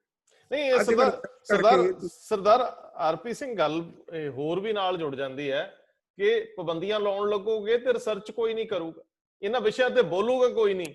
ਤੁਸੀਂ ਜ਼ਬਾਨ ਬੰਦ ਕਰੋਗੇ ਤੇ ਫਿਰ ਗੁਰੂ ਨਾਨਕ ਸਾਹਿਬ ਦੀ ਜਿਹੜੀ ਗੋਸ਼ਟ ਵਾਲੀ ਪਰੰਪਰਾ ਹੈ, ਸੰਵਾਦ ਵਾਲੀ ਹੈ, ਉਹਨੂੰ ਤਾਂ ਪਹਿਲਾਂ ਹੀ ਕਤਲ ਕਰ ਲਿਆ। ਤੇ ਫਿਰ ਅਸੀਂ ਗੁਰੂ ਨਾਨਕ ਸਾਹਿਬ ਦੇ ਜਾਂ ਗੁਰੂ ਪਰੰਪਰਾ ਦੇ ਪੈਰੋਕਾਰ ਕਿਵੇਂ ਹੋਏ? ਇਹ ਇੱਕ ਵੱਡੇ ਸਵਾਲ ਨੇ। ਕਿ ਜਿਹੜੀ ਚੀਜ਼ ਸਾਡੇ ਧਰਮ ਦੇ ਵਿੱਚ ਮਿਲਾਈ ਗਈ ਹੈ, ਜਿਸ ਤਰ੍ਹਾਂ ਜਨਮ ਸਾਖੀਆਂ ਕਹੀ ਜੀ, ਬਹੁਤ ਸਾਰੀਆਂ ਜਨਮ ਸਾਖੀਆਂ ਦੇ ਵਿੱਚ ਚਮਤਕਾਰ ਦਿਖਾਏ ਗਏ ਨੇ, ਜਦ ਕਿ ਗੁਰੂ ਨਾਨਕ ਦੇਵ ਚਮਤਕਾਰ ਦੇ ਬਿਲਕੁਲ ਅਗੇਂਸਟ ਸੀ, ਉਹਦੇ ਖਿਲਾਫ ਸੀ ਉਹਦੇ। ਹੁਣ ਇੱਕ ਗੱਲ ਕਰਨੀ ਬਈ ਬਾਬੇ ਨੇ ਕਾਬਾ ਹਿਲਾਤਾ, ਉਹ ਜਿਹੜੀ ਗੱਲ ਅਸਲੀ ਇਹ ਹੈ ਕਿ ਗੁਰੂ ਨਾਨਕ ਦੇਵ ਨੇ ਕਿਹਾ ਉਸ ਵੇਲੇ ਵੀ ਜਿੱਥੇ ਰੱਬ ਨਹੀਂ ਹੈਗਾ ਉੱਥੇ ਮੇਰੇ ਪੈਰ ਕਰਦੇ ਭਾਈ, ਜਿੱਥੇ ਅੱਲਾ ਨਹੀਂ ਹੈਗਾ। ਉਹਨੂੰ ਸਮਝ ਆ ਗਈ ਬੰਦੇ ਨੂੰ ਭਈ ਅੱਲਾ ਤਾਂ ਹਰ ਪਾਸੇ ਹੀ ਹੈ। ਬਿਲਕੁਲ ਕੁਰਾਨ ਇਹ ਕਹਿ ਰਹੀ ਕਿ ਅੱਲਾ ਹਰ ਪਾਸੇ ਹੈ, ਤਾਂ ਗੱਲ ਸਮਝ ਆ ਜਾਂਦੀ ਹੈ। ਅਸੀਂ ਹੁਣ ਉਸ ਗੱਲ ਨੂੰ, ਜਿਸ ਤਰ੍ਹਾਂ ਹਿੰਦੂ ਧਰਮ ਕੁਰਾਨ ਆ ਗਏ, ਵੇਦ ਧਰਮ ਦਾ ਰਿਲੀਜਨ ਜਿਹੜਾ ਸੀ ਉਹ ਬਰਬਾਦ ਕਰਤਾ ਪੁਰਾਣਾ ਨੇ, ਤੇ ਤੁਸੀਂ ਕਹਾਣੀਆਂ ਗੜ ਕੇ ਤੁਸੀਂ ਹੋਰ ਇਸ ਤਰ੍ਹਾਂ ਅਗਰ ਤੁਸੀਂ ਨਵੀਆਂ ਕਹਾਣੀਆਂ ਗੜ ਕੇ ਆਪਣੇ ਆਪ, ਅੱਜ ਕੱਲ੍ਹ ਵੀ ਦੇਖ ਰਹੇ ਹਾਂ ਕਿ YouTube ਤੇ ਬੜੀ ਚੀਜ਼ਾਂ ਆ ਰਹੀਆਂ ਨੇ ਜਨਮ ਸਾਖੀ ਦੇ ਉੱਪਰ YouTube ਤੇ ਬੜੀ ਚੀਜ਼ਾਂ ਬਣ ਰਹੀਆਂ ਨੇ, ਬੱਚਿਆਂ ਨੂੰ ਗਲਤ ਚੀਜ਼ਾਂ ਸਿਖਾਈ ਜਾ ਰਹੀਆਂ ਨੇ। ਅੱਜ ਕੱਲ੍ਹ ਦੇ ਬੱਚੇ ਉਹ ਗੱਲਾਂ ਨੂੰ ਮੰਨਣ ਨੂੰ ਤਿਆਰ ਨਹੀਂ ਹੋਣਗੇ। ਜਿਹੜੀ ਸਾਡੀ ਧਰਮ ਦੀ ਜਿਹੜੀ ਸਿੰਪਲਸਿਟੀ ਹੈ, ਜਿਹੜੀ ਉਹਦੀ ਸਾਇੰਟੀਫਿਕ ਬੇਸਿਸ ਹੈ, ਜੋ ਗੁਰੂ ਨਾਨਕ ਦੇਵ ਨੇ ਜਪਜੀ ਸਾਹਿਬ 'ਚ ਕਿਹਾ ਹੈ, ਪੂਰਾ ਬ੍ਰਹਮੰਡ ਦੇ ਬਾਰੇ ਦੱਸਿਆ ਹੈ, ਸਾਡਾ ਰਿਲੇਸ਼ਨਸ਼ਿਪ ਕੀ ਹੈ ਰੱਬ ਦੇ ਨਾਲ, ਰੱਬ ਦੀ ਡੈਫੀਨੇਸ਼ਨ ਕੀ ਹੈ। ਡੈਫੀਨੇਸ਼ਨ ਬੜੀ ਮੁਸ਼ਕਲ ਹੈ, ਰੱਬ ਦੇ ਐਟਰੀਬਿਊਟ ਕਿੰਨੇ ਸਮਝਾ ਸਕਦੇ ਨੇ, ਉਹ ਸਭ ਕੁਝ ਜਿਹੜਾ ਜਿਵੇਂ ਦੱਸਿਆ ਹੈ, ਮੇਰਾ ਖਿਆਲ ਇਸ ਤੋਂ ਜ਼ਿਆਦਾ ਸਾਇੰਟੀਫਿਕ ਤਰੀਕੇ ਨਾਲ ਹੋਰ ਕਿਸੇ ਵੀ ਧਰਮ ਦੇ ਵਿੱਚ ਨਹੀਂ ਸਮਝਾਇਆ ਗਿਆ। ਉਹ ਉਸ ਨੂੰ ਤੁਸੀਂ ਭੁੱਲ ਕੇ ਤੁਸੀਂ ਉਲਟੀਆਂ ਕਹਾਣੀਆਂ ਕੱਢ ਕੇ ਅਗਰ ਲਿਆਓਗੇ ਬਾਹਰ, ਤੇ ਲੋਕਾਂ ਨੂੰ ਤੁਹਾਡਾ ਤੇ ਮੋਹ ਭੰਗ ਹੋ ਜਾਏਗਾ। ਬਿਲਕੁਲ, ਉਹ ਬੜੀ ਮਾੜੀ ਗੱਲ ਹੈ। ਤੇ ਸਾਨੂੰ ਚਾਹੀਦਾ ਕਿ ਉਹਨਾਂ ਚੀਜ਼ਾਂ ਨੂੰ ਬਾਹਰ ਕੱਢ ਦਿੱਤਾ ਜਾਏ। ਜੋ ਸਾਡਾ ਮੂਲ ਰਿਲੀਜਨ ਹੈ, ਮੂਲ ਜਿਹੜੇ ਸਾਡੇ ਬੇਸਿਕ ਪ੍ਰਿੰਸੀਪਲ ਨੇ, ਉਹਨਾਂ ਨੂੰ ਸਾਹਮਣੇ ਲਿਆਂਦਾ ਜਾਏ। ਔਰ ਇਹ ਜਿਹੜਾ ਬੇਸਿਕ ਸਵਾਲ ਹੈ ਕਿ ਸਹਿਜਧਾਰੀ ਹੋਵੇ ਜਾਂ ਪੂਰਾ ਜਿਸ ਤਰ੍ਹਾਂ ਦਾ ਵੀ ਸਿੱਖ ਹੋਵੇ, ਅਗਰ ਉਹ ਅਸੂਲਾਂ 'ਚ ਮੰਨਦਾ ਹੈ, ਗੁਰੂ ਨਾਨਕ ਦੇ ਅਸੂਲਾਂ ਨੂੰ ਮੰਨਦਾ ਹੈ, ਤੇ ਸਾਨੂੰ ਉਹ ਸਾਡੀ ਕਮਿਊਨਿਟੀ ਦਾ ਹਿੱਸਾ ਹੈ। ਇਸ ਚੀਜ਼ ਨੂੰ ਮੰਨਣਾ, ਪ੍ਰਮਾਣ ਕਰ ਲੈਣਾ ਚਾਹੀਦਾ, ਚਾਹੇ ਉਹ ਕਿੱਥੇ ਦਾ ਹੋਵੇ, ਕਿੱਥੇ ਰਹਿੰਦਾ ਹੋਵੇ, ਕੀ ਉਹਦੀ ਬੋਲੀ ਹੋਵੇ, ਕੁਛ ਵੀ ਹੋਵੇ। ਗੁਰੂ ਨਾਨਕ ਦੇਵ ਨੇ ਹਾਂਜੀ ਜੀ, ਬਹੁਤ ਮਿਹਰਬਾਨੀ। ਮੈਂ ਸਕੱਤਰ ਸਾਹਿਬ ਵੱਲ ਜਾਣਾ ਚਾਹੂੰਗਾ, ਸ਼੍ਰੋਮਣੀ ਗੁਰਦੁਆਰਾ ਪ੍ਰਬੰਧਕ ਕਮੇਟੀ ਦੇ ਸਾਬਕਾ ਸਕੱਤਰ ਸਰਦਾਰ ਹਰਚਰਨ ਸਿੰਘ। ਸਕੱਤਰ ਸਾਹਿਬ, ਕਦੇ ਗੁੱਸਾ ਤਾਂ ਨਹੀਂ ਕਰ ਲੈਂਦੇ? ਅਸੀਂ ਸਿਰਫ ਤੁਹਾਨੂੰ ਸ਼੍ਰੋਮਣੀ ਕਮੇਟੀ ਨਾਲ ਜੋੜ ਲੈਂਦੇ ਆ। ਦਰਅਸਲ ਤੁਹਾਡੇ ਰੁਤਬੇ ਦੇ ਵਿੱਚ ਕਈ ਕੁਝ ਨਵਾਂ ਹੈ। ਮੈਂ ਦੇਖਦਾ ਹੈ ਕਿ ਜਿਹੜੀ ਅੰਗਰੇਜ਼ੀ ਦੀ ਅਖਬਾਰ 'ਚ ਤੁਸੀਂ ਕਈ ਸਾਲ ਲਾਏ, ਉਹ ਵੀ ਬਹੁਤ ਵੱਡਾ ਕੰਮ ਸੀਗਾ, ਜਿਹੜੀਆਂ ਕਿਤਾਬਾਂ ਤੁਸੀਂ ਲਿਖੀਆਂ। ਅੱਛਾ, ਹੁਣ ਮੈਂ ਮੁੱਦੇ ਤੇ ਆ ਜਾਵਾਂ। ਮੈਨੂੰ ਸਰਦਾਰ ਹਰਚਰਨ ਸਿੰਘ ਜੀ ਤੋਂ ਇਹ ਪੁੱਛਣਾ ਹੈ ਕਿ ਆਖਰ ਇਹ ਧਰਮ ਜਿਹੜਾ ਲੇਟੈਸਟ ਧਰਮ ਹੈ, ਜਿਹੜਾ ਆਧੁਨਿਕ ਧਰਮ ਹੈ, ਜਿਹੜੇ ਧਰਮ ਦੇ ਵਿੱਚ ਬਹੁਤ ਕੁਝ ਵਿਗਿਆਨਕ ਹੈ, ਉਸ ਧਰਮ ਦੇ ਖੋਜਾਰਥੀ ਬਹੁਤ ਘੱਟ ਹੈ। ਉਸ ਧਰਮ ਦੀ ਯੂਨੀਵਰਸਿਟੀ, ਵਰਲਡ ਸਿੱਖ ਯੂਨੀਵਰਸਿਟੀ ਤੁਸੀਂ ਬਣਾਈ, ਉਹ ਵੀ ਵੀਰਾਨ ਪਈ ਆ। ਖੋਜ ਦੇ ਨਾਂ ਤੇ ਕੁਝ ਵੀ ਨਹੀਂ ਹੋ ਰਿਹਾ। ਗੁਰੂ ਨਾਨਕ ਦੇਵ ਯੂਨੀਵਰਸਿਟੀ ਦੇ ਵਿੱਚ, ਜਿਹੜੀ ਗੁਰੂ ਨਾਨਕ ਸਾਹਿਬ ਦੇ 500 ਸਾਲਾਂ ਤੇ ਹੋਂਦ ਵਿੱਚ ਆਈ ਸੀ, ਉਹਦੇ ਵਿੱਚ ਜਿਹੜਾ ਵਿਭਾਗ ਆ ਉਹ ਤਾਂ ਚੰਗਾ ਕੰਮ ਕਰ ਰਿਹਾ, ਲੇਕਿਨ ਅਜੇ ਵੀ ਮੈਨੂੰ ਇੰਜ ਲੱਗਦਾ ਹੈ ਕਿ ਬਹੁਤ ਸਾਰੇ ਲੋਕ ਇਹ ਸੋਚ ਕੇ ਰਿਸਰਚ ਨਹੀਂ ਕਰਦੇ ਕਿ ਯਾਰ ਜੇਕਰ ਕੋਈ ਸੱਚਮੁੱਚ ਹੀ ਖੋਜ ਹੋ ਗਈ ਜਾਂ ਕਰ ਲਈ ਤੇ ਉਹਦੇ ਤੇ ਜਿਹੜਾ ਵਿਰੋਧ ਹੋਣਾ ਹੈ ਉਹ ਬਹੁਤ ਵੱਡਾ ਵਿਰੋਧ ਹੋਊਗਾ। ਇਹ ਨਾ ਹੋਵੇ ਪੰਥ ਚੋਂ ਛੇਕ ਦੇਣ, ਕਮਿਊਨਿਟੀ ਤੋਂ ਬਾਹਰ ਚਲੇ ਜਾਣ, ਗਾਂ ਬੱਚੇ ਵੀ ਵਿਆਹੁਣੇ ਆ। ਇਹ ਨਾ ਹੋਵੇ ਕਿ ਘਰ ਦੇ ਸਾਰੇ ਜੀ ਡਾਂਗ ਚੱਕ ਕੇ ਤੁਰੇ ਫਿਰਨ ਕਿ ਤੂੰ ਖੋਜ ਚੋਂ ਕੀ ਕੱਢਣਾ ਸੀ, ਤੂੰ ਤਾਂ ਸਾਨੂੰ ਕਮਿਊਨਿਟੀ ਚੋਂ ਬਾਹਰ ਕੱਢਤਾ। ਸੋ ਸਰਦਾਰ ਸਾਹਿਬ, ਇਹ ਸਵਾਲ ਵੱਡਾ ਹੈ। ਗੱਲ ਹੈ ਕਿ ਤੁਸੀਂ ਆਪਣੇ ਟੌਪਿਕ ਤੋਂ ਥੋੜਾ ਜਿਹਾ ਪਾਸੇ ਹੋ ਕੇ ਤੇ ਗੁਰੂ ਗ੍ਰੰਥ ਸਾਹਿਬ ਯੂਨੀਵਰਸਿਟੀ ਤੇ ਖੋਜ ਵਾਲੇ ਪਾਸੇ ਆ ਗਏ। ਪਹਿਲਾਂ ਮੈਂ ਇਹਦਾ ਜਵਾਬ ਦੇ ਦਿੰਦਾ ਤੇ ਬਾਕੀ ਉਸ ਟੌਪਿਕ ਨੂੰ ਫਿਰ ਨਾਲ ਕੰਟੀਨਿਊ। ਛੋਟਾ ਹੀ ਦੇ ਦਿਓ, ਚਲੋ ਮੇਰੀ ਆਦਤ ਆ, ਮੈਂ ਇੱਧਰ ਉੱਧਰ ਪੈਰ ਮਾਰ ਲੈਣਾ, ਸਿੱਖਦਾ ਪਿਆ, ਸਿਖਾ ਦਿਓ ਹੌਲੀ ਹੌਲੀ ਜੀ। ਇਸ ਤਰ੍ਹਾਂ ਜੀ ਕਿ ਗੁਰੂ ਗ੍ਰੰਥ ਸਾਹਿਬ ਯੂਨੀਵਰਸਿਟੀ ਇਹ ਕੋਈ ਬਹੁਤ ਚੰਗਾ ਐਕਸਪੀਰੀਅੰਸ ਤੇ ਬਹੁਤ ਚੰਗਾ ਡਿਸੀਜਨ ਨਹੀਂ ਸੀ, ਮੇਰੇ ਆਉਣ ਤੋਂ ਕਿਤੇ ਪਹਿਲਾਂ ਹੋਇਆ ਸੀ ਜੀ। ਤੁਸੀਂ ਇਮੇਜਿਨ ਕਰ ਸਕਦੇ ਹੋ ਕਿ 2.5 ਕਿਲੋਮੀਟਰ ਤੇ ਜੀ ਨਾਲ ਹੀ ਸਾਡੇ ਇੰਜੀਨੀਅਰਿੰਗ ਕਾਲਜ ਹੈ ਤੇ ਨਾਲ ਹੀ ਸਾਡੇ ਮਾਤਾ ਗੁਜਰੀ ਕਾਲਜ ਹੈ ਜੀ, ਫਤਿਹਗੜ੍ਹ ਸਾਹਿਬ ਦਾ। ਉੱਥੇ ਵੀ ਉਹੀ ਸਬਜੈਕਟ ਨੇ ਤੇ ਉੱਥੇ ਯੂਨੀਵਰਸਿਟੀ ਉਹੀ ਸਬਜੈਕਟ ਨੇ। ਸੰਸਥਾਵਾਂ ਵੀ ਸ਼੍ਰੋਮਣੀ ਕਮੇਟੀ ਦੀਆਂ ਤੇ ਉਹ ਸੰਸਥਾ ਵੀ ਸ਼੍ਰੋਮਣੀ ਕਮੇਟੀ ਦੀ ਹੈ ਜੀ ਜੀ। ਮੈਨੂੰ ਇਸ ਗੱਲ ਦਾ ਬੜਾ ਅਫਸੋਸ ਹੈ ਕਿ ਇਹ ਪਤਾ ਨਹੀਂ ਕਿਉਂ ਪੋਲੀਟੀਕਲੀ ਮੋਟੀਵੇਟਡ ਜਾਂ ਕਿਸੇ ਨੂੰ ਰਾਜੀ ਕਰਨ ਲਈ ਇਹ ਯੂਨੀਵਰਸਿਟੀ ਬਣਾਈ ਗਈ ਸੀਗੀ ਜੀ। ਚਲੋ ਜੇ ਬਣ ਗਈ ਹੈ ਤਾਂ ਉਹਨੂੰ ਫਿਰ ਹੁਣ ਚਲਾਓ ਵੀ ਤੇ ਹਿਸਾਬ ਨਾਲ ਨਾ ਜੀ। ਕਿੰਨੇ ਸਾਲ ਪਹਿਲਾਂ ਉਦੋਂ ਤੇ ਗੁਰੂ ਗ੍ਰੰਥ ਸਾਹਿਬ ਦਾ ਪ੍ਰਕਾਸ਼ ਵੀ ਨਹੀਂ ਸੀ ਹੁੰਦਾ ਜੀ। ਉਹ ਵੀ ਬੇਨਤੀ ਸੁਣ ਲਓ ਜੀ। ਮੈਂ ਉਸ ਯੂਨੀਵਰਸਿਟੀ ਦੀ ਸੈਨੇਟ ਜਾਂ ਸਿੰਡੀਕੇਟ ਜਾਂ ਪ੍ਰਬੰਧਕੀ ਬਾਡੀ ਦਾ ਕੁਚਰ ਮੈਂਬਰ ਵੀ ਰਿਹਾ। ਚਲੋ ਉਸ ਗੱਲ ਵਿੱਚ ਨਾ ਜਾਈਏ। ਬਦਕਿਸਮਤੀ ਹੈ ਕਿ ਸਾਡੀ ਉੱਥੇ ਖੋਜ ਵਾਲੀ ਕੋਈ ਲੰਬੀ ਚੌੜੀ ਗੱਲ ਤਾਂ ਜੇ ਹੁੰਦੀ ਕੋਈ ਨਹੀਂ। ਨਹੀਂ, ਗੁਰੂ ਗ੍ਰੰਥ ਸਾਹਿਬ ਦੇ ਨਾਂ ਤੇ ਬਣੀ ਯੂਨੀਵਰਸਿਟੀ ਦੇ ਵਿੱਚ ਗੁਰੂ ਮਹਾਰਾਜ ਦਾ ਪ੍ਰਕਾਸ਼ ਵੀ ਹੈ ਨਹੀਂ ਸੀ। ਇਨੀਸ਼ੀਅਲੀ ਨਹੀਂ ਸੀਗਾ ਜੀ। ਮੇਰੀ ਬੇਨਤੀ ਸੁਣੋ, ਮੈਂ ਜੋ ਕਹਿ ਰਿਹਾ ਮੈਂ ਠੀਕ ਕਹਿ ਰਿਹਾ। ਅੱਛਾ। ਸੋ ਮੈਨੂੰ ਤੇ ਇਸ ਗੱਲ ਦਾ ਅਫਸੋਸ ਲੱਗਾ ਕਿ ਉੱਥੇ ਪ੍ਰਕਾਸ਼ ਵੀ ਹੈ ਨਹੀਂ ਸੀਗਾ ਜੀ। ਉਹ ਮੈਂ ਕਿਹਾ ਉੱਥੇ ਪ੍ਰਕਾਸ਼ ਤਾਂ ਕਰੋ, ਮਹਾਰਾਜ ਦਾ ਰੋਜ਼ ਕਰੋ ਉੱਥੇ। ਚਲੋ ਨਹੀਂ ਸੀਗਾ, ਕੋਈ ਗੱਲ ਨਹੀਂ, ਹੋ ਗਿਆ ਉਸ ਤੋਂ ਬਾਅਦ ਜੀ। ਆਪਾਂ ਅਸਲ ਗੱਲ ਮੁੱਦੇ ਤੇ ਆਈਏ ਜੀ। ਦਰਅਸਲ ਬਦਕਿਸਮਤੀ ਹੈ ਜੀ ਕਿ ਅੱਜ ਲੋੜ ਹੈ ਜੀ ਸਿੱਖੀ ਨੂੰ ਅਗਲੀ ਸਦੀ ਚ ਲਿਜਾਣ ਲਈ ਸਾਨੂੰ ਪ੍ਰਚਾਰ ਦੀ ਤੇ ਪ੍ਰਸਾਰ ਦੀ। ਜੀ। ਪ੍ਰਚਾਰ ਤੇ ਪ੍ਰਸਾਰ ਲਈ ਸਾਨੂੰ ਆਰਪੀ ਸਿੰਘ ਜੀ ਨੇ ਗੱਲ ਕੀਤੀ ਹੈ ਕਿ ਸਾਡੇ ਕੋਲ ਪ੍ਰਚਾਰਕ ਵੀ ਚੱਜਦੇ ਨਹੀਂ। ਇੱਥੇ ਮੈਂ ਤੁਹਾਨੂੰ 1 ਮਿੰਟ ਹੋਰ ਗੱਲ ਕਰਨੀ ਚਾਹੁੰਦਾ। ਮੈਂ ਵੀ ਸ਼੍ਰੋਮਣੀ ਕਮੇਟੀ 2 ਸਾਲ ਚੀਫ ਸੈਕਟਰੀ ਰਿਹਾ ਜੀ। ਸਾਡੇ ਇੱਥੇ ਜਿੰਨੇ ਮਿਸ਼ਨਰੀ ਕਾਲਜ ਨੇ 6-7 ਜਿੰਨੇ ਕਾਲਜ ਨੇ, ਅਫਸੋਸ ਦੀ ਗੱਲ ਹੈ ਇਸੇ ਕਰਕੇ ਮੈਨੂੰ ਲੋਕ ਕਹਿੰਦੇ ਕਿ ਤੁਸੀਂ ਵਿੱਚ ਬੈਠ ਕੇ ਤੇ ਹੁਣ ਆਲੋਚਨਾ ਵੀ ਕੀਤੀ ਹੈ ਤੇ ਉਸ ਵੇਲੇ ਵੀ ਕੀਤੀ ਹੈ, ਬੜੀ ਕੀਤੀ ਹੈ। ਤੁਸੀਂ ਮੰਨੋਗੇ ਕਿਸੇ ਕਾਲਜ ਸਾਡੇ 9 ਵਿਦਿਆਰਥੀ ਸੀ ਸਿਰਫ ਜੀ। ਅੱਛਾ। ਮਿਸ਼ਨਰੀ ਕਾਲਜ ਵਿੱਚ। ਹਾਂ। ਤੀਜੀ ਗੱਲ, ਜੇ ਤੁਸੀਂ ਪੜ੍ਹੇ ਲਿਖੇ ਬੰਦੇ ਪ੍ਰਚਾਰਕ ਬਣਾਉਂਦੇ ਪਏ ਹੋ ਤੇ ਫਿਰ ਉਹਨੂੰ ਏਮਪਲੋਇਮੈਂਟ ਵੀ ਦਿਓ ਨਾ। ਕੁਦਰਤੀ ਹੈ, ਦੇਣੀ ਚਾਹੀਦੀ ਹੈ। ਜਿਸ ਕੰਮ ਲਈ ਟ੍ਰੇਨਡ ਕਰ ਰਹੇ ਹੋ ਕੰਮ ਵੀ ਦਿਓ। ਤੇ ਜੇ ਫਿਰ ਆਪਾਂ ਟੁੱਟੇ ਭੱਜੇ ਪ੍ਰਚਾਰਕਾਂ ਰਾਹੀਂ ਆਪਾਂ ਪ੍ਰਚਾਰ ਕਰਨਾ ਹੈ, ਅੰਮ੍ਰਿਤ ਸੰਚਾਰ ਕਰਾਉਣਾ ਹੈ, ਉਹਨਾਂ ਨੂੰ ਸਾਰਾ ਕੁਝ ਦੱਸਣਾ ਤੇ ਲੋਕਾਂ ਨੂੰ ਇੰਪ੍ਰੈਸ ਕਿਵੇਂ ਕਰਨਾ ਹੈ। ਅਸੀਂ ਹੁਣੇ ਆਰਪੀ ਸਿੰਘ ਹੋਰਾਂ ਨੇ ਗੱਲ ਕੀਤੀ ਹੈ, ਸਰ ਚਰਨਜੀਤ ਸਿੰਘ ਮੇਰੇ ਵੀਰ ਨੇ ਵੀ ਗੱਲ ਕੀਤੀ ਹੈ ਕਿ ਅੱਜ ਦੇ ਬੱਚੇ ਤਰਕ ਮੰਗਦੇ ਨੇ, ਰੀਜ਼ਨਿੰਗ ਮੰਗਦੇ ਨੇ, ਤੇ ਰੀਜ਼ਨਿੰਗ ਜੇਕਰ ਪੜ੍ਹਿਆ ਲਿਖਿਆ ਬੰਦਾ ਨਹੀਂ ਤਾਂ ਉਸ ਤੋਂ ਬਿਨਾਂ ਦਿੱਤੀ ਨਹੀਂ ਜਾ ਸਕਦੀ। ਮੇਰੀਆਂ ਸਾਖੀਆਂ ਉਹ ਵੀ ਝੂਠੀਆਂ ਸੱਚੀਆਂ ਜੋੜ ਕੇ ਗੱਲ ਨਹੀਂ ਬਣਾਈ ਜਾ ਸਕਦੀ, ਉਹ ਮਨ ਨੂੰ ਅਪੀਲ ਨਹੀਂ ਕਰਦੀ ਜੀ। ਤੀਜੀ ਗੱਲ ਇੱਕ ਬੜੀ ਜ਼ਰੂਰੀ ਹੈ, ਇਸ ਤੋਂ ਪਹਿਲਾਂ ਕਿ ਤੁਹਾਡਾ ਟਾਈਮ ਹੀ ਖਤਮ ਹੋ ਜਾਵੇ। ਪੰਜਾਬ ਦੇ ਵਿੱਚ ਤੁਸੀਂ ਹੈਰਾਨ ਹੋਵੋਗੇ, ਆਰਪੀ ਸਿੰਘ ਦਿੱਲੀ ਨੇ ਤੇ ਚਰਨਜੀਤ ਸਿੰਘ ਬੰਗਲੌਰ ਨੇ ਅੱਜ ਵੀ ਪੰਜਾਬ ਵਿੱਚ ਥਾਂ ਤੇ ਕ੍ਰਿਸਚੀਅਨਿਟੀ ਪ੍ਰਚਾਰ ਕਰਨ ਤੇ ਲੱਗੀ ਹੋਈ ਹੈ। ਉਹਨਾਂ ਦੇ ਚਰਚ ਬਣਦੇ ਪਏ ਨੇ। ਅੱਜ ਵੀ ਪੰਜਾਬ ਦੇ ਚੰਗੇ ਤੇ ਬੈਸਟ ਸਕੂਲ ਕ੍ਰਿਸਚੀਅਨ ਦੇ ਬਣਾਏ ਹੋਏ ਨੇ ਸਕੂਲ ਉਹਨਾਂ ਦੇ ਜੀ। ਅੱਜ ਵੀ ਬੱਚੇ, ਤੁਸੀਂ ਹੈਰਾਨ ਹੋਵੋਗੇ, ਦਿੱਲੀ ਬੜੇ ਸਾਲ ਰਿਹਾ, ਲੋਕ ਬੰਗਲਾ ਸਾਹਿਬ ਬੱਚੇ ਮੱਥਾ ਟੇਕਣ ਜਾਂਦੇ ਨੇ ਤੇ ਇੰਜ ਕਰਦੇ ਨੇ ਅਜੇ ਵੀ, ਕਿਉਂਕਿ ਕ੍ਰਿਸਚੀਅਨ ਸਕੂਲਾਂ 'ਚ ਪੜ੍ਹੇ ਹੋਏ ਨੇ ਜੀ। ਕਹਿਣ ਦਾ ਮਤਲਬ ਇਹ ਹੈ ਕਿ ਕ੍ਰਿਸਚੀਅਨਿਟੀ ਕੀ ਕਰਦੀ ਹੈ, ਮਦਦ ਕਰਦੀ ਹੈ। ਮਾਫ ਕਰਨਾ, ਮੈਂ ਡੇਰਾ ਸਰਸਾ ਦੇ ਖਿਲਾਫ ਬੜੇ ਆਰਟੀਕਲ ਲਿਖੇ ਨੇ ਜੀ, ਮੈਂ ਬੜਾ ਉਹਦਾ ਕ੍ਰਿਟਿਸਾਈਜ਼ ਕੀਤਾ ਹੈ। ਪਰ ਇੱਕ ਗੱਲ ਸਮਝੀਏ, ਲੋਕ ਕਿਉਂ ਜਾਂਦੇ ਨੇ ਕਿਤੇ? ਲੋਕ ਉਹ ਜਾਂਦੇ ਨੇ ਜਦੋਂ ਤੁਹਾਨੂੰ ਆਪਣੇ ਧਰਮ 'ਚੋਂ ਧੱਕੇ ਪੈਂਦੇ ਹੋਣ, ਇੱਕ ਤੁਹਾਨੂੰ ਆਪਣੇ ਧਰਮ 'ਚ ਮਦਦ ਨਾ ਮਿਲਦੀ ਹੋਵੇ, 2 ਤੁਸੀਂ ਇੱਕ ਸਾਡੇ ਬੂਹੇ ਤੇ ਅੰਮ੍ਰਿਤਸਰ ਦੇ ਲਾਗੇ 40 ਕਿਲੋਮੀਟਰ ਦੂਰ ਬਿਆਸਾ ਹੈਗਾ। ਬਿਲਕੁਲ। ਬਿਆਸਾ ਦੇ ਵਿੱਚ ਰੰਧਾਵਾ ਜੀ, ਸ਼ਾਇਦ ਤੁਹਾਨੂੰ ਪਤਾ ਹੈ ਕਿ ਨਹੀਂ, 35 ਕਿਲੋਮੀਟਰ ਰੇਡੀਅਸ ਬਿਆਸਾ ਦੇ ਕਿਸੇ ਬੰਦੇ ਦੀ ਜੇ ਬਾਈਪਾਸ ਸਰਜਰੀ ਹੋਵੇ ਤਾਂ ਵੀ ਉਹਨਾਂ ਦੇ ਰਾਧਾ ਸਵਾਮੀ ਦੇ ਹਸਪਤਾਲ ਫ੍ਰੀ ਹੁੰਦੀ ਹੈ। ਅੱਛਾ। ਸਾਡੇ Guru Ramdas medical college and hospital, ਜਿਹਨੂੰ ਅਸੀਂ ਚੈਰੀਟੇਬਲ ਕਹਿੰਦੇ ਹਾਂ, ਕਿਤੇ ਕਿਸੇ ਨੂੰ 50 ਰੁਪਏ ਦੀ ਦਵਾਈ ਵੀ ਆਪਾਂ ਫ੍ਰੀ ਦਿੰਦੇ ਹਾਂ। ਮੈਂ ਲੜ ਪਿਆ ਇੱਕ ਵਾਰੀ ਮੱਕੜ ਸਾਹਿਬ ਨਾਲ ਇਸੇ ਗੱਲ ਤੇ। ਮੈਂ ਕਹਿੰਦੀ ਕਰਦੇ ਕੀ ਪਿਆ, ਕਰੋੜਾਂ ਰੁਪਏ ਅਸੀਂ ਖਰਚ ਕਰਤੇ ਜਾਇਦਾਦ ਤੇ, ਬਿਲਡਿੰਗਾਂ ਤੇ, ਇਕਵਿਪਮੈਂਟ ਲਿਆਉਣ ਤੇ ਆਪਾਂ ਉੱਥੇ ਦਵਾਈਆਂ ਫ੍ਰੀ ਕਿਉਂ ਨਹੀਂ ਦਿੰਦੇ? ਦੇ ਦਈਏ ਤਾਂ ਕਿ ਕਾਲ ਦੇ ਦਈਏ, ਲੋਕ ਆਪੇ ਪੈਸੇ ਦੇ ਜਾਣਗੇ ਸਾਨੂੰ ਜੀ। ਜੇ ਪੈਸੇ ਦੀ ਕੋਈ ਕਮੀ ਆਪਾਂ ਨੂੰ? ਉਹ ਨਹੀਂ ਜੀ, ਤੁਹਾਨੂੰ ਸਰ ਸਾਹਿਬ ਅਜੇ ਪਤਾ ਹੀ, ਨਵੇਂ ਆਏ ਹੋ, ਉਹ ਜਿਵੇਂ ਗੱਲਾਂ ਕਰਦੇ ਨੇ ਸਾਰੇ ਲੋਕ ਜੀ। ਮੇਰਾ ਕਹਿਣ ਦਾ ਮਤਲਬ ਹੈ ਕਿ ਅਸੀਂ ਕਰਦੇ ਕੀ ਪਏ ਹਾਂ? ਲੋਕ ਤੁਹਾਡੇ ਨਾਲ ਕਿਉਂ ਜੁੜਨਗੇ? ਸਰ ਸਾਹਿਬ, ਲੋਕ ਜੁੜਦੇ ਨੇ ਤੁਹਾਡੀ ਮਦਦ ਦੇ ਐਟੀਟਿਊਡ ਨੂੰ, 1 ਤੁਹਾਡੇ ਚੰਗੇ ਵਿਚਾਰਾਂ ਨੂੰ, 2 ਤੁਹਾਡੀ ਹੈਲਪਫੁਲ ਐਟੀਟਿਊਡ ਨੂੰ, 3 ਤੁਸੀਂ ਉਹਨਾਂ ਦੀ ਵੇਲੇ ਕੋਲੇ ਮਦਦ ਕਰੋ, 4 ਆਇਆ ਆਪਾਂ ਸੋਚੀਏ ਕਿ ਆਪਾਂ ਕਿੰਨੀ ਕੁ ਮਦਦ ਕਰਦੇ ਹਾਂ? ਨਹੀਂ ਕਰਦੇ। ਹੁਣ ਸ਼ੁਰੂ ਕਰ ਦਈਏ। ਇੱਕ ਯਾਦ ਰੱਖੋ ਜੀ, ਸਿੱਖੀ ਇੱਕ ਚਾਨਣ ਮੁਨਾਰਾ, ਇਹ ਗੁਰੂ ਦੇ ਰਾਹ ਤੇ ਚਲੋ, ਗੁਰੂ ਦੇ ਆਦਰਸ਼ਾਂ ਤੇ ਚਲੋ, ਸਬਰ ਹੋਵੇ, ਸੰਤੋਖ ਹੋਵੇ, ਇੱਕ ਦੂਜੇ ਦੀ ਮਦਦ ਹੋਵੇ, ਲੋਕ ਨਾਲ ਜੁੜਨੇ ਸ਼ੁਰੂ ਹੋ ਜਾਂਦੇ ਨੇ। ਅਸੀਂ ਤਾਂ ਕਹਿੰਦੇ ਹਾਂ ਜੀ ਫੋਟੋ ਖਿਚਾਉਣ ਲਈ ਲੰਗਰ ਵੰਡਿਆ ਜਾ ਰਿਹਾ ਜੀ, ਅਸੀਂ ਜੀ ਦਿੱਲੀ ਦੇ ਵਿੱਚ ਜੀ ਉਹ ਜੀ ਬੰਗਲਾ ਸਾਹਿਬ ਵਿੱਚ ਲੱਖ ਬੰਦੇ ਨੂੰ ਲੰਗਰ ਦੇ ਦਿੱਤਾ ਹੈ, ਉਹ ਧਰਨਾ ਮਾਰਨ ਗਏ ਜੰਤਰ ਮੰਤਰ ਤੇ, ਉੱਥੇ ਵੀ ਅਸੀਂ ਲੰਗਰ ਭੇਜਦੇ ਪਏ ਹਾਂ। ਉਹ ਕਿਤੇ ਜਿਹੜਾ ਸ਼ਹੀਨ ਬਾਗ ਹੈ ਉੱਥੇ ਵੀ ਅਸੀਂ ਲੰਗਰ ਚਲਾਣ। ਉਹ ਭਲੇ ਲੋਕੋ, ਆਪਣਾ ਹੱਥਾਂ ਦਾ ਹੱਥ ਪਹਿਲੇ ਆਪਣੇ ਥੰਮੇ ਤੋਂ ਲਾਓ, ਆਪਣੀ ਗਰੀਬੀ ਤੋਂ ਦੂਰ ਪਹਿਲਾਂ ਕਰੋ। ਜਿਹੜੇ ਇਹ ਸਾਡੇ ਵੀਰ, ਚਾਹੇ ਸਿੰਧੀ ਨੇ, ਚਾਹੇ ਵਣਜਾਰੇ ਨੇ, ਚਾਹੇ ਸਿੱਕਲੀਗਰ ਨੇ, ਤੁਹਾਨੂੰ ਪਤਾ ਸਿੱਕਲੀਗਰਾਂ ਦੀ ਕਿੰਨੀ ਆਬਾਦੀ ਹੈ? ਅੱਜ ਸਿੱਕਲੀਗਰਾਂ ਦੀ ਅਖਬਾਰਾਂ ਦੀਆਂ ਖਬਰਾਂ 7 ਦਿਨ ਪਹਿਲਾਂ ਦੀਆਂ, ਛੱਤੀਗੜ੍ਹ ਦੇ ਵਿਚਾਰੇ ਭੱਜ ਕੇ ਜੰਗਲਾਂ ਜਾਂਦੇ ਪਏ ਨੇ। ਕਿਸੇ ਨੇ ਉਹਨਾਂ ਦੀ ਬਾਹ ਫੜੀ, ਕਹਿਣ ਨੂੰ ਅਸੀਂ ਕੇਂਦਰ ਸਰਕਾਰ ਦੀ ਤਾਕਤ ਦਾ ਅਸੀਂ ਹਿੱਸਾ, ਕਹਿਣ ਨੂੰ ਅਸੀਂ ਸਿੱਖਾਂ ਤੇ ਸ਼੍ਰੋਮਣੀ ਅਕਾਲੀ ਦਲ, ਅਸੀਂ ਪੰਥਕ ਨੁਮਾਇੰਦਾ ਜਥੇਬੰਦੀ ਹੈ।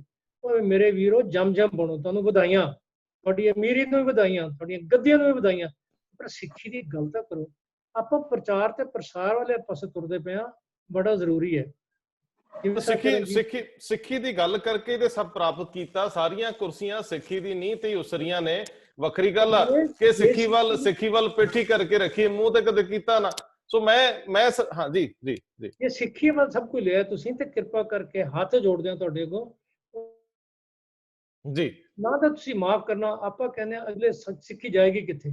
ਯਕੀਨ ਕਰਿਆ ਜੇ ਅੱਜ ਗੁਜਰਾਤ ਜਿਨ੍ਹਾਂ ਦਾ ਉਜਾੜਾ ਹੁੰਦਾ ਪਿਆ, ਅੱਜ ਯੂਪੀ ਵਿੱਚ ਨਵੀਂ ਖਬਰ ਸੁਣ ਲਈ ਹੋਣੀ ਤੁਸੀਂ, ਯੂਪੀ ਦੇ ਸਿੱਖਾਂ ਨੂੰ ਨੋਟਿਸ ਆਇਆ ਪਿਆ ਜਿਹੜੇ ਬਾਜ਼ਪੁਰ ਤੇ ਇਸ ਇਲਾਕੇ ਦੇ ਬੰਦੇ ਸੀਗੇ ਜੀ। ਕੋਈ ਦਿਹਾੜੇ ਪਹਿਲੇ ਅਸੀਂ ਸਰ ਹਰਪਾਲ ਸਿੰਘ ਨੂੰ ਮਿਲਣ ਗਏ ਵੀ ਅਸੀਂ ਚੀਫ ਮਿਨਿਸਟਰ ਨੂੰ ਮਿਲਣਾ ਹੈ ਤਾਂ ਕਿ ਉੱਥੋਂ ਦੇ ਚੀਫ ਮਿਨਿਸਟਰ ਨੂੰ ਉਤਰਾਂਚਲ ਦੇ ਚੀਫ ਮਿਨਿਸਟਰ ਨੂੰ ਫੋਨ ਕਰਾਈਏ। ਫਿਰ ਕਹਿਣ ਦਾ ਮਤਲਬ ਹੈ ਵੀ ਤੁਸੀਂ ਸਾਰੇ ਉੱਥੇ ਬੈਠੇ ਮੈਂਬਰ ਪਾਰਲੀਮੈਂਟ, ਪਰ ਪੰਜਾਬ ਦੇ ਕਿੰਨੇ ਮੈਂਬਰ ਪਾਰਲੀਮੈਂਟ ਨੇ, ਉਹ ਸਾਰੇ ਇਕੱਠੇ ਹੋ ਕੇ ਜਾਓ, ਹੋਮ ਮਿਨਿਸਟਰ ਕੋਲ ਜਾਓ, ਪ੍ਰਾਈਮ ਮਿਨਿਸਟਰ ਕੋਲ ਜਾਓ, ਲੋੜ ਪਈ ਤਾਂ ਯੂਪੀ ਦੇ ਜੀ ਆਪਣਾ ਘਰ ਸੰਭਾਲੀਏ। ਫਿਰ ਆਪਾਂ ਐਕਸਪੈਂਡ ਵੀ ਕਰਨਾ ਹੈ, ਪ੍ਰਚਾਰ ਵੀ ਕਰਨਾ ਹੈ, ਪ੍ਰਸਾਰ ਵੀ ਕਰਨਾ ਹੈ। ਪ੍ਰਚਾਰ ਪ੍ਰਸਾਰ ਲਈ ਜਿਹੜੇ ਸਾਡੇ ਨਾਲ ਸੀ ਉਹਨਾਂ ਨੂੰ ਵਾਪਸ ਲਿਆਈਏ। ਪਹਿਲਾਂ ਤੇ ਸਿੰਧੀਆਂ ਨੂੰ ਲਿਆਈਏ, ਉਹ ਸ਼ਡਿਊਲਡ ਕਾਸਟ ਦੇ ਵੀਰ ਜਿਹਨੇ ਰਾਮਦਾਸੀਏ ਨੇ, ਹਰੀਜਨ ਨੇ, ਉਹਨਾਂ ਨੂੰ ਨਾਲ ਜੋੜੀਏ, ਨਿਰਮਲਿਆਂ ਨੂੰ ਨਾਲ ਜੋੜੀਏ। ਬਾਕੀ ਜੇ ਉਹਨਾਂ ਨੂੰ ਨਾਲ ਨਹੀਂ ਜੋੜਦੇ ਤਾਂ ਹੋਰ ਸਾਡੀ ਪਨੀਰੀ ਹੈ ਕੀ? ਅਸੀਂ ਮਾਫ ਕਰਨਾ, ਹੋਰ ਅਸੀਂ ਖੁਦਣਾ ਵੀ ਕਿੱਥੋਂ ਮੈਂ ਹੋਰ ਸਾਡੇ, ਅਸੀਂ ਸਿਰਫ ਇੰਨਾ ਹੀ ਰਹਿ ਜਾਣਾ ਜਿੰਨੇ ਅਸੀਂ ਹੈਗੇ 1.5 ਕਰੋੜ ਦੇ 1.5 ਕਰੋੜ, ਹਰ ਘਰ ਦਾ ਨਿਆਣਾ ਇੱਕ ਇੱਕ ਦੋ ਦੇ, ਮੈਂ ਕਿਹਾ ਤੁਹਾਡੇ ਵੀ ਇੱਕ ਹੀ ਹੋਣਾ ਜਾਂ ਦੋ ਹੋਣੇ ਨੇ ਜੀ। ਇਹਦਾ ਮਤਲਬ ਸਾਡੀ ਆਬਾਦੀ ਘਟੀ ਜਾਂਦੀ ਹੈ percentage as compare to Mohammedan and compare to Hindus also. ਮੇਰੀ ਬੇਨਤੀ ਸੁਣ ਲਓ, ਮੈਂ ਇਹ ਨਹੀਂ ਕਹਿੰਦਾ ਕਿ ਆਬਾਦੀ ਬਹੁਤ ਵਧਾਈ ਹੈ, ਸਵਾਲ ਹੈ ਬਾਕੀਆਂ ਨੂੰ ਸੰਭਾਲੀਏ। ਅਸੀਂ ਤਾਂ ਚਾਨਣ ਮੁਨਾਰੇ ਹੋਣੇ ਚਾਹੀਦੇ ਹਾਂ, ਸਿੱਖੀ ਦਾ ਬੇਕਨ ਲਾਈਟ ਆਪਾਂ ਕਹਿੰਦੇ ਆ ਜੀ, ਰਹੀ ਕਿੱਥੇ ਸਾਡੀ? ਅਸੀਂ ਸਿੱਖੀ ਭੁੱਲ ਗਏ ਤੇ ਯਾਦ ਰੱਖਿਆ ਜੇ ਇਹੀ ਕੰਮ ਚੱਲਦਾ ਰਿਹਾ ਤੇ ਹੌਲੀ ਹੌਲੀ ਐਗਜ਼ਿਸਟਿੰਗ ਸਿੱਖਾਂ ਨੇ ਵੀ ਸਿੱਖੀ ਛੱਡ ਦੇਣੀ। ਮਿਹਰਬਾਨੀ। ਮੈਂ ਫਿਰ ਮੁੜਦਾ ਤੁਹਾਡੇ ਵੱਲ। ਸਰਦਾਰ ਚਰਨਜੀਤ ਜੀ, ਅਸੀਂ ਇਹ ਲਾਸਟ ਰਾਉਂਡ ਰੱਖਾਂਗੇ ਤੇ ਇਹਨੂੰ ਮੈਨੂੰ ਇਹ ਦੱਸੋ ਕਿ ਹੋਣਾ ਕੀ ਚਾਹੀਦਾ, ਜਿਹੜਾ ਤੁਸੀਂ ਇਹ ਤੁਹਾਡਾ ਆਈਡੀਆ ਸੀ, ਤੁਸੀਂ ਇਹ ਸੋਚਿਆ ਸੀਗਾ ਕਿ ਪਿਛਲੀ ਸਦੀ ਤੋੜਨ ਦੀ ਰਹੀ, ਪਿਛਲੀ ਸਦੀ ਚ ਕਈ ਕੁਝ ਗਲਤ ਹੋ ਗਿਆ, ਇਹ ਸਦੀ ਜੋੜਨ ਦੀ ਹੋਵੇ, ਇਹ ਸਦੀ ਬਿਹਤਰ ਕਰਨ ਦੀ ਹੋਵੇ। ਸੋ ਬਿਹਤਰ ਕੀ ਹੋਵੇ ਜੋ ਤੁਰੰਤ ਸ਼ੁਰੂ ਕੀਤਾ ਜਾ ਸਕੇ, ਕੌਣ ਕਰੇ? ਇਹਦੇ ਸੰਬੰਧੀ ਕੁਝ ਜੇ ਤੁਸੀਂ ਰੋਡ ਮੈਪ ਦਿੰਦੇ ਹੋ ਤੇ ਖੁਸ਼ੀ ਹੋਊਗੀ। ਸਾਡੇ ਲਈ ਉਹ ਗਾਈਡਲਾਈਨਸ ਹੋਣਗੀਆਂ, ਸਾਡੇ ਲਈ ਉਹ ਰਸਤਾ ਹੋਊਗਾ ਜਿੱਥੇ ਤੁਰਨਾ ਕੰਪਲਸਰੀ ਹੋਵੇ। ਸੋ ਉਹ ਹੋਵੇ ਕੀ, ਇਹਦੇ ਉੱਤੇ ਲਾਸਟ ਰਾਉਂਡ ਰੱਖਦੇ ਆ ਸੰਖੇਪ ਚ।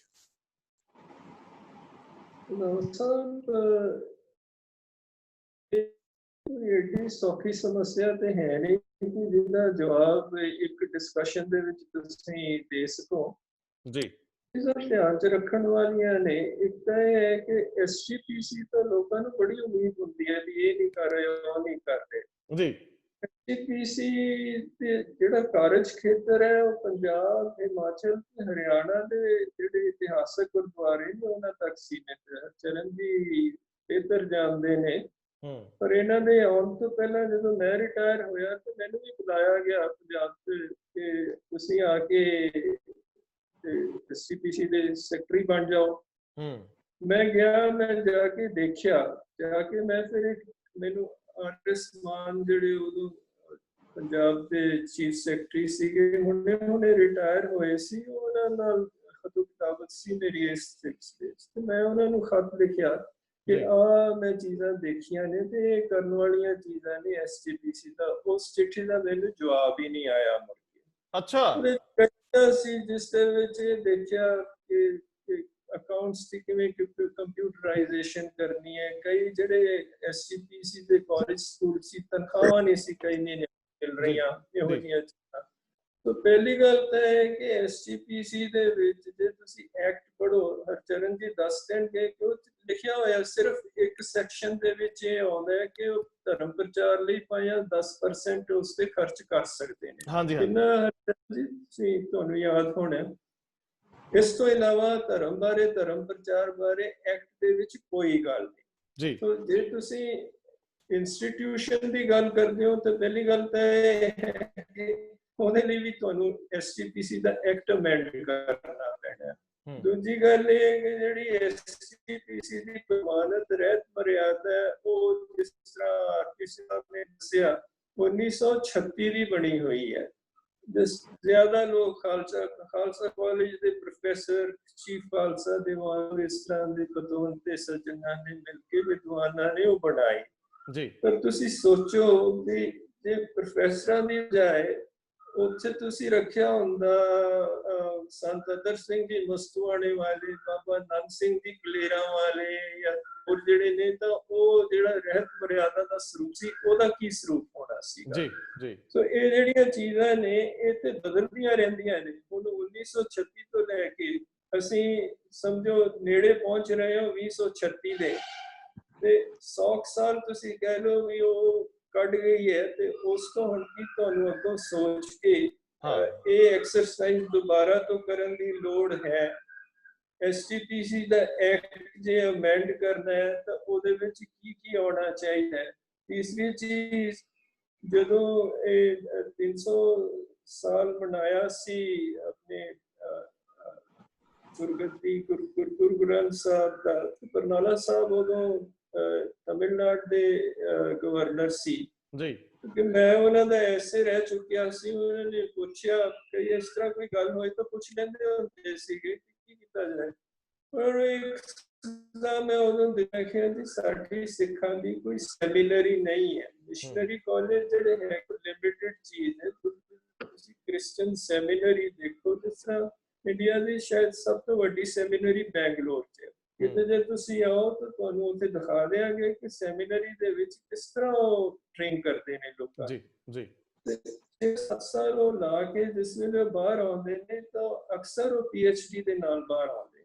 ਅੱਛਾ। ਜੇ ਗੁਰੂ ਨਾਨਕ ਦੇਵ ਯੂਨੀਵਰਸਿਟੀ ਬਣਾਈ ਹੈ ਤਾਂ ਉਸ ਯੂਨੀਵਰਸਿਟੀ ਦੇ ਨਾਲ ਜੋੜ ਕੇ ਜਿਹੜੇ ਮਿਸ਼ਨਰੀ ਕਾਲਜ ਦੇ ਵਿੱਚ ਜਾਂਦੇ ਨੇ ਉਹਨਾਂ ਨੂੰ MA ਗੁਰਮਤਿ ਦੀ, MA ਉਹਨਾਂ ਨੂੰ PhD, ਕੁਛ ਇਸ ਤਰ੍ਹਾਂ ਦਾ ਇੰਤਜ਼ਾਮ ਤਾਂ ਹੋਣਾ ਚਾਹੀਦਾ ਕਿ ਕੱਲ ਨੂੰ ਜਿਹੜੀ ਨੌਜਵਾਨ ਪੀੜ੍ਹੀ ਹੈ ਜਿਹੜੇ ਉਹ ਸਵਾਲ ਪੁੱਛੇ ਉਹਨਾਂ ਦੇ ਜਵਾਬ ਦੇ ਸਕੋ ਤੁਸੀਂ। ਤਾਂ ਇਹ ਉਹ ਚੀਜ਼ਾਂ ਨੇ। ਤੀਸਰੀ ਚੀਜ਼ ਇਹ ਹੈ ਕਿ ਕੋਈ ਵੀ ਜਿਹੜਾ ਜਿਸ ਦੀ ਗੱਲ ਅਸੀਂ ਕਰ ਰਹੇ ਹਾਂ ਉਹ ਘਰਾਂ ਤੋਂ ਸ਼ੁਰੂ ਹੁੰਦੀ ਹੈ ਜੀ। ਮੈਂ ਅੰਮ੍ਰਿਤਧਾਰੀ ਸਿੱਖਾਂ ਨੂੰ ਕੋਰਟ ਦੇ ਵਿੱਚ ਝੂਠਾ ਐਫੀਡੇਵਿਟ ਹਲਫਨਾਮਾ ਦਿੰਦੇ ਵੇਖਿਆ। ਅੰਮ੍ਰਿਤਧਾਰੀ ਸਿੱਖਾਂ ਨੂੰ ਜਿੱਥੇ ਸਕੌਚ ਆ ਜਾਂਦੀ ਸੀ, ਹੁਣ ਤੱਕ ਸਕੌਚ ਆਸਾਨੀ ਨਾਲ ਮਿਲਣ ਲੱਗੀ। ਜਿਨ੍ਹਾਂ ਦਿਨਾਂ 'ਚ ਸਕੌਚ ਆਸਾਨੀ ਨਾਲ ਨਹੀਂ ਸੀ ਮਿਲਦੀ, ਉਦੋਂ ਮੈਂ ਅੰਮ੍ਰਿਤਧਾਰੀ ਸਿੱਖਾਂ ਨੂੰ ਸਕੌਚ ਦੀ ਬੋਤਲ ਦੇਖ ਕੇ ਸਕੌਚ ਪੀਂਦੇ ਵੀ ਦੇਖਿਆ। ਸੋ ਇਹ ਹੈ ਕਿ ਘਰਾਂ ਦੇ ਵਿੱਚ ਜੇ ਤੁਸੀਂ ਨਹੀਂ ਸ਼ੁਰੂ ਕਰੋਗੇ, ਆਫਟਰ ਆਲ ਬੱਚਿਆਂ ਨੇ ਉਹੀ ਸਿੱਖਣਾ ਜੋ ਮਾਂ-ਬਾਪ ਕਰ ਰਹੇ ਨੇ। ਇਸ ਲਈ ਤੁਸੀਂ ਇਸ ਸਮਾਜਿਕ ਚੇਤਨਾ ਦੀ ਵੀ ਗੱਲ ਹੈਗੀ ਕਿ ਤੁਸੀਂ ਇਹ ਚੇਤਨਾ ਕਿੱਥੋਂ ਲਿਆਓਗੇ, ਕਿੱਥੋਂ ਕਿਰਦਾਰ ਪੈਦਾ ਕਰੋਗੇ ਕਿ ਜਿਸ ਨਾਲ ਕੋਈ ਆਖੇ ਕਿ ਨਹੀਂ ਜੇ ਤੁਸੀਂ ਹਨੇਰੇ ਸਵੇਰੇ ਕਿਸੇ ਬੀਬੀ ਨੇ ਜਾਣਾ ਤਾਂ ਸਿੱਖ ਦੀ ਟੈਕਸੀ 'ਚ ਜਾਏਗੀ। ਅਸੀਂ ਕਹਿ ਸਕਦੇ ਹਾਂ ਕਿ ਅੱਜ ਸਾਡਾ ਕਿਰਦਾਰ ਉਸ ਮਿਆਰ ਤੇ ਹੈ। ਬਿਲਕੁਲ। ਕਿਰਦਾਰ ਦੀ ਗੱਲ ਤਾਂ ਹਮੇਸ਼ਾ ਘਰੋਂ ਸ਼ੁਰੂ ਹੁੰਦੀ ਹੈ। ਜਿਹੜੀ ਇੰਸਟੀਟਿਊਸ਼ਨ ਦੀ ਗੱਲ ਹੈ ਉਹ SGPC ਦਾ ਐਕਟ ਜ਼ਰੂਰ ਬਦਲਣਾ ਚਾਹੀਦਾ ਜੀ। ਨਾਲੇ ਵੈਸੇ ਵੀ ਜਿੰਨਾ ਸਮਾਂ ਹੋ ਗਿਆ ਮੈਨੂੰ ਲੱਗਦਾ ਹੈ ਕਿ ਉਹ ਰੈਲੇਵੈਂਟ ਚੀਜ਼ਾਂ ਉਦੋਂ ਤੱਕ ਹੀ ਰਹਿੰਦੀਆਂ ਜਦੋਂ ਤੱਕ ਲੋਕ ਉਹਦੇ ਤੋਂ ਖੁਸ਼ ਹੋਣ। ਸੋ ਬੜੀਆਂ ਚੀਜ਼ਾਂ ਬਦਲਣ ਦੀ ਲੋੜ ਆ। ਲੇਕਿਨ ਵੱਡੀ ਗੱਲ ਆ ਜਿੱਦਾਂ ਤੁਸੀਂ ਕਿਹਾ ਕਿ ਉਦੋਂ ਬਹੁਤ ਸਾਰੇ ਪ੍ਰੋਫੈਸਰ ਸੀ ਜਿਨ੍ਹਾਂ ਨੇ ਇਹ ਕੰਮ ਕੀਤਾ, ਉਹਨਾਂ ਤੇ ਸਹਿਮਤੀ ਬਣੀ ਹੋਊਗੀ ਕਿਉਂਕਿ ਲੀਡਰਸ਼ਿਪ ਕਿਸੇ ਦੇ ਉੱਤੇ ਭਰੋਸਾ ਕਰਦੀ ਹੋਊਗੀ। ਜੇ ਅੱਜ ਦੇ ਦਿਨ ਦੇ ਵਿੱਚ ਕੁਝ ਅਮੈਂਡ ਕਰਨਾ ਹੈ, ਕੁਝ ਸੋਧ ਕਰਨੀ ਹੈ, ਕੁਝ ਨਵਾਂ ਬਣਾਉਣਾ ਹੈ, ਤੇ ਮੈਨੂੰ ਇਹ ਲੱਗਦਾ ਹੈ ਕਿ ਸ਼ਾਇਦ ਇਹ ਬਹੁਤ ਔਖਾ ਕਾਰਜ ਹੈ। ਸਰਦਾਰ ਸਾਹਿਬ, ਹਾਂ, ਜਿਹੜੀ ਗੱਲ ਮੈਂ ਕਰ ਰਿਹਾ ਕਿ ਇਹ ਸ਼ਾਇਦ ਅੱਜ ਦੇ ਦਿਨ 'ਚ ਸਭ ਤੋਂ ਔਖਾ ਕਾਰਜ ਹੈ ਕਿ ਬੰਦੇ ਨਿਰਧਾਰਿਤ ਕਰਨੇ ਕੌਣ ਕਰੂਗਾ, ਕਿੱਦਾਂ ਸਹਿਮਤੀ ਬਣੂਗੀ। ਇੱਥੇ ਤਾਂ ਸਹਿਮਤੀ ਜਥੇਦਾਰਾਂ ਤੇ ਨਹੀਂ ਬਣ ਰਹੀ, ਲਗਾਤਾਰ 10-10 ਜਥੇਦਾਰ ਝੱਲਣੇ ਪੈ ਰਹੇ ਕੌਮ ਨੂੰ। ਦੇਖੋ ਤੁਸੀਂ ਅੱਜ ਸਾਡੇ ਤਿੰਨਾਂ ਨਾਲ ਚਰਚਾ ਸ਼ੁਰੂ ਕੀਤੀ ਹੈ, ਇਸ ਨੂੰ ਅੱਗੇ ਵਧਾਓ, ਹੋਰ 3 ਵਿਦਵਾਨਾਂ ਨੂੰ ਲੈ ਕੇ ਆਓ ਜਿਹੜੇ ਇਸ ਤੇ ਵਿਚਾਰ ਕਰਨ। ਸਿਰਫ ਇਹ ਨਹੀਂ ਕਿ ਸਿਰਫ ਹਿੰਦੁਸਤਾਨ ਦੇ ਬੰਦੇ ਰੱਖੋ, ਤੁਸੀਂ ਤਾਂ ਅੱਜ ਕੱਲ ਇੰਟਰਨੈਟ ਤੇ ਬਾਹਰੋਂ ਵੀ ਲੈ ਸਕਦੇ ਹੋ। ਕੱਲ ਹੀ ਤੁਸੀਂ ਹਨੂਮਾਨ ਸਿੰਘ ਉਹਨਾਂ ਨਾਲ ਗੱਲਬਾਤ ਕਰਵਾਈ, ਤੇ ਉਸ ਤਰ੍ਹਾਂ ਦੇ ਜਿਹੜੇ ਲੋਕ ਨੇ ਉਹਨਾਂ ਨੂੰ ਵੀ ਲੈ ਕੇ ਆਓ। ਇਹ ਤੇ ਇੱਕ ਪ੍ਰਕਿਰਿਆ ਜਿਹੜੀ ਚੱਲਦੀ ਰਹਿਣੀ ਚਾਹੀਦੀ ਹੈ। ਇਹਦਾ ਇੱਕ ਚਰਚਾ ਦੇ ਵਿੱਚ ਤੁਹਾਨੂੰ ਹੱਲ ਨਹੀਂ ਮਿਲਦਾ। ਇਸ ਦੇ ਵਿੱਚ ਤਾਂ ਅਸੀਂ ਮੁੱਦੇ ਉਠਾਏ ਨੇ ਅੱਜ ਦੀ ਚਰਚਾ ਵਿੱਚ ਜਿਹੜੇ ਦੇਖਣ ਵਾਲੇ ਜਿਨ੍ਹਾਂ ਤੇ ਵਿਚਾਰ ਕਰਨ। ਪਹਿਲੀ ਗੱਲ ਇਹ ਹੈ ਕਿ 20ਵੀਂ ਸਦੀ ਤੋੜਨ ਦੀ ਰਹੀ, ਕਿਵੇਂ ਜੋੜਨ ਦੀ ਹੋਵੇ ਜੀ। ਦੂਜੀ ਇਹ ਹੈ ਕਿ ਸਾਡੀਆਂ ਜਿਹੜੀਆਂ ਇੰਸਟੀਟਿਊਸ਼ਨਸ ਨੇ, ਭਾਵੇਂ SGPC ਹੈ, ਭਾਵੇਂ ਉਹ ਸਾਡੇ ਮਿਸ਼ਨਰੀ ਕਾਲਜ ਨੇ, ਉਹਨਾਂ ਨੂੰ ਤੁਸੀਂ ਕਿਸ ਤਰ੍ਹਾਂ ਇੱਕ ਮਿਆਰੀ ਇੰਸਟੀਟਿਊਸ਼ਨ ਤੇ ਉਹਦੇ ਬਰਾਬਰ ਲਿਆਉਣਾ। तीसरी चीज ये है कि किस तरह 21वीं सदी ਦੇ ਵਿੱਚ ਜਿਹੜੇ ਨੌਜਵਾਨ ਲੋਕ ਨੇ, ਜਿਹੜੇ ਆਉਣ ਵਾਲੀ ਪੀੜ੍ਹੀ ਹੈ, ਉਹਨਾਂ ਨੂੰ ਤੁਸੀਂ ਕਿਸ ਤਰ੍ਹਾਂ ਜੋੜੀ ਰੱਖਣਾ ਹੈ। ਜੀ ਜੀ। ਕ੍ਰਿਸਚਨ ਵਿਦਵਾਨ ਨੇ ਆਖਿਆ, ਉਸਦੀ ਕਿਤਾਬ ਇੰਨਾ ਕੈਂਬਰਿਜ ਯੂਨੀਵਰਸਿਟੀ ਤੋਂ ਛਪੀ ਹੈ, ਉਹ ਕਹਿੰਦਾ ਕਿ ਜਿਹੜੀ ਕ੍ਰਿਸਚੈਨਿਟੀ ਹੈ ਇਹਦਾ ਸੰਬੰਧ ਤੁਹਾਡੇ ਆਪਣੇ ਅੰਦਰ ਦੇ ਨਾਲ ਹੈ, ਤੁਹਾਡੀਆਂ ਆਪਣੀਆਂ ਰਾਵਾਂ ਤੇ ਤੁਹਾਡੀ ਪ੍ਰਤੀਬੱਧਤਾ ਦੇ ਨਾਲ ਹੈ, ਕਮਿਟਮੈਂਟ ਦੇ ਨਾਲ। ਇਹਦਾ ਬਾਹਰਲੇ ਉਸ ਦੇ ਨਾਲ ਨਹੀਂ ਹੈਗਾ। ਇੰਗਲਿਸ਼ ਦੀ ਕੋਟੇਸ਼ਨ ਤੇ Christianity is the subject of personal opinion and commitment and less a matter of public identity।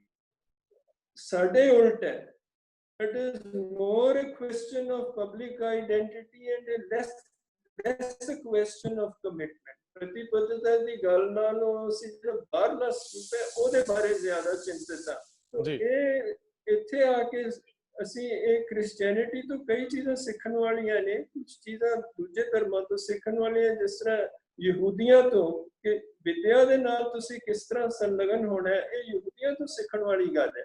ਸੋ ਔਰ 21ਵੀਂ ਸਦੀ ਦੇ ਵਿੱਚ ਹਰ ਇੱਕ ਧਰਮ ਨੂੰ ਦੂਜੇ ਧਰਮਾਂ ਦੇ ਨਾਲ ਰਹਿ ਕੇ ਤੁਰਨਾ ਪੈਣਾ ਜੀ। ਤੁਸੀਂ ਹੁਣ ਇਸ ਜ਼ਮਾਨੇ ਇਸ ਯੁੱਗ ਦੇ ਵਿੱਚ ਆਪੋ ਆਪਣੇ ਕੰਪਾਰਟਮੈਂਟਸ ਦੇ ਵਿੱਚ ਨਹੀਂ ਰਹਿ ਸਕਦੇ ਜੀ।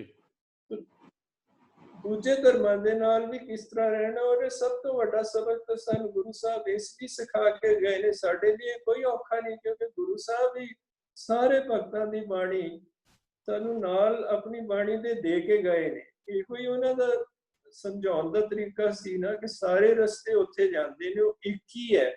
ਪਰ ਇਸੇ ਨੂੰ ਹੀ ਜੇ ਅਸੀਂ ਭੁੱਲ ਕੇ ਇਹ ਆਖੀਏ ਕਿ ਨਹੀਂ ਨਹੀਂ ਬਸ ਇਹੀ ਰਸਤਾ ਹੈ, ਇਹੀ ਰਸਤਾ ਨਹੀਂ, ਇਹ ਵੀ ਰਸਤਾ ਹੈ, ਇਹ ਸੋਚਣ ਵਾਲੀ ਗੱਲ ਹੁੰਦੀ ਹੈ ਜੀ। ਸ਼ੁਰੂ ਕਰੋ, ਅੱਜ ਚਰਚਾ ਸ਼ੁਰੂ ਹੋਈ ਹੈ ਤੇ ਇਹਨੂੰ ਅੱਗੇ ਵਧਾਉਂਦੇ ਰਹੋ। ਮਿਹਰਬਾਨੀ। ਮੈਂ ਸਰਦਾਰ ਆਰਪੀ ਸਿੰਘ, ਤੁਸੀਂ ਸਾਰੀਆਂ ਗੱਲਾਂ ਸੁਣ ਲਈਆਂ ਹੋਣੀਆਂ, ਮੈਂ ਤੁਹਾਡੇ ਵੱਲ ਆ ਰਿਹਾ। ਜ਼ਰੂਰ ਇਹਦੇ ਚ ਅਗਲੀ ਗੱਲ ਜੋੜੋ ਕਿ ਇਹ ਜਿਹੜੀ ਸ਼ੁਰੂਆਤ ਹੈ, ਜੇਕਰ ਬਹੁਤ ਇਨੀਸ਼ੀਅਲ ਸ਼ੁਰੂਆਤ, ਬੜੀ ਸ਼ੁਰੂਆਤੀ ਕਦਮ ਨੇ, ਉਹ ਕਿਵੇਂ ਦੇ ਹੋਣ ਤਾਂ ਕਿ ਜਿੱਥੇ ਜਿੱਥੇ ਵੀ, ਕਿਉਂਕਿ ਹੁਣ ਸਾਡੀ ਪ੍ਰਾਥਮਿਕਤਾ ਅਮੂਮਨ ਧਰਮ ਦੇ ਮਾਮਲੇ ਰਹੇ ਨਹੀਂ। ਸਾਡੀ ਲੀਡਰਸ਼ਿਪ ਜਿਹੜੀ ਹੈ ਉਹ ਰੁਚਿਤ ਹੈ ਕੁਰਸੀਆਂ ਵੱਲ ਦੀ ਦੌੜ ਵੱਲ, ਸਾਡੀ ਲੀਡਰਸ਼ਿਪ ਰੁਚਿਤ ਹੈ ਵੋਟਾਂ ਲੈਣ ਵੱਲ। ਉਹਨਾਂ ਨੂੰ ਡਰ ਆਉਂਦਾ ਹੈ ਕਿ ਜੇ ਆਹ ਗੱਲ ਕੀਤੀ ਤੇ ਫਲਾਣਾ ਵਰਗ ਵਿਸ਼ੇਸ਼ ਖਰਾਬ ਨਾਰਾਜ਼ ਹੋ ਜੂ। ਸੋ ਸਾਡੇ ਜਿਹੜੇ ਧਾਰਮਿਕ ਅਕੀਦਿਆਂ ਵਾਲੇ ਲੋਕ ਆ, ਉਹਨਾਂ ਨੂੰ ਨੋਮੀਨੇਟ ਕਰਦੇ ਆ ਜਾਂ ਉਹਨਾਂ ਦੀ ਚੋਣ ਕਰਦੇ ਆ ਸਿਆਸੀ ਵਿਅਕਤੀ, ਉਹ ਡਰਦੇ ਰਹਿੰਦੇ ਯਾਰ ਸਾਡੀ ਕੁਰਸੀ ਨਾ ਚਲੇ ਜਾਵੇ। ਮੈਂ ਤਾਂ ਖੁੱਲੇ ਮਨ ਨਾਲ ਕਹੂੰਗਾ ਕਿ ਸ਼੍ਰੀ ਅਕਾਲ ਤਖਤ ਸਾਹਿਬ ਦੇ ਜਥੇਦਾਰ ਵੀ ਫੈਸਲਾ ਲੈਣ ਲੱਗੇ ਸੋਚਦੇ ਆ ਕਿ ਕਿਤੇ ਸ਼੍ਰੋਮਣੀ ਕਮੇਟੀ ਦੀ ਐਗਜ਼ੈਕਟਿਵ ਬਾਡੀ ਕੱਲ ਨੂੰ ਕਿਤੇ ਵੱਡਿਆਂ ਤੋਂ ਹੁਕਮ ਲੈ ਕੇ ਸਾਨੂੰ ਪਾਸੇ ਨਾ ਕਰ ਦੇ। ਗੱਲ ਰਹੀ ਪੰਜ ਪਿਆਰਿਆਂ ਦੀ, ਪਿੱਛੇ ਉਹਨਾਂ ਨੇ ਪੰਜ ਪਿਆਰਿਆਂ ਦਾ ਬੜਾ ਵੱਡਾ ਮਹੱਤਵ ਹੈ। ਜਦੋਂ ਉਹਨਾਂ ਨੇ ਵੀ ਮਸਲਾ ਸੌਦਾ ਸਾਹਿਬ ਦੇ ਮਾਮਲੇ 'ਚ ਉਠਾਇਆ ਤੇ ਉਹਨਾਂ ਸਾਰਿਆਂ ਨੂੰ ਘਰੀ ਤੋਰਤਾ ਗਿਆ। ਸੋ ਸਾਡੇ ਕੋਲ ਅਥਾਰਟੀ ਬਚੀ ਕੋਈ ਨਹੀਂ ਜਿਹਦੇ ਤੇ ਅਸੀਂ ਭਰੋਸਾ ਕਰ ਸਕੀਏ, ਜਿਹਦੇ ਵੱਲ ਦੇਖ ਸਕੀਏ। ਨਿਆਣਾ ਰੋਂਦਾ ਨਾ, ਮਾਂ ਵੱਲ ਦੇਖਦਾ, ਕਿਸੇ ਪਰਿਵਾਰ ਦੇ ਜੀਵ ਵੱਲ ਦੇਖਦਾ, ਕੁਝ ਲੈ ਕੇ ਦੇ ਦੂ। ਕੌਮ ਰੋਂਦੀ ਕਿੱਧਰ ਦੇਖੇ, ਇਹ ਵੀ ਮੁਸ਼ਕਲ ਹੈ। ਰੰਧਾਵਾ ਸਾਹਿਬ, ਕੋਈ ਵੀ ਇੰਸਟੀਟਿਊਸ਼ਨ ਜਿਹੜਾ ਹੈ ਉਹਦਾ ਇੱਕ ਰੂਲਸ ਹੁੰਦਾ ਹੈ ਜੀ, ਫਿਰ ਸਵਾਲ ਹੁੰਦਾ ਹੋਗਾ। ਉਸ ਤੋਂ ਬਾਅਦ ਕੋਈ ਵੀ ਇੰਸਟੀਟਿਊਸ਼ਨ ਜਿਹੜਾ ਉਹ ਡਿਪੈਂਡ ਕਰਦਾ ਕਿ ਬੰਦੇ ਕੌਣ ਨੇ ਉਹਨੂੰ ਚਲਾਉਣ ਵਾਲੇ। ਕਿਸੇ ਵੇਲੇ ਮਸੰਦਾਂ ਦਾ ਵੀ ਕੰਮ ਜਿਹੜਾ ਸੀ ਉਹ ਠੀਕ ਸੀ, ਜਦੋਂ ਮੰਜੀਆਂ ਗੁਰੂ ਸਾਹਿਬ ਨੇ ਬਣਾਈਆਂ, ਉਸ ਤੋਂ ਬਾਅਦ ਮਸੰਦ ਕਰਪਟ ਹੋ ਗਏ।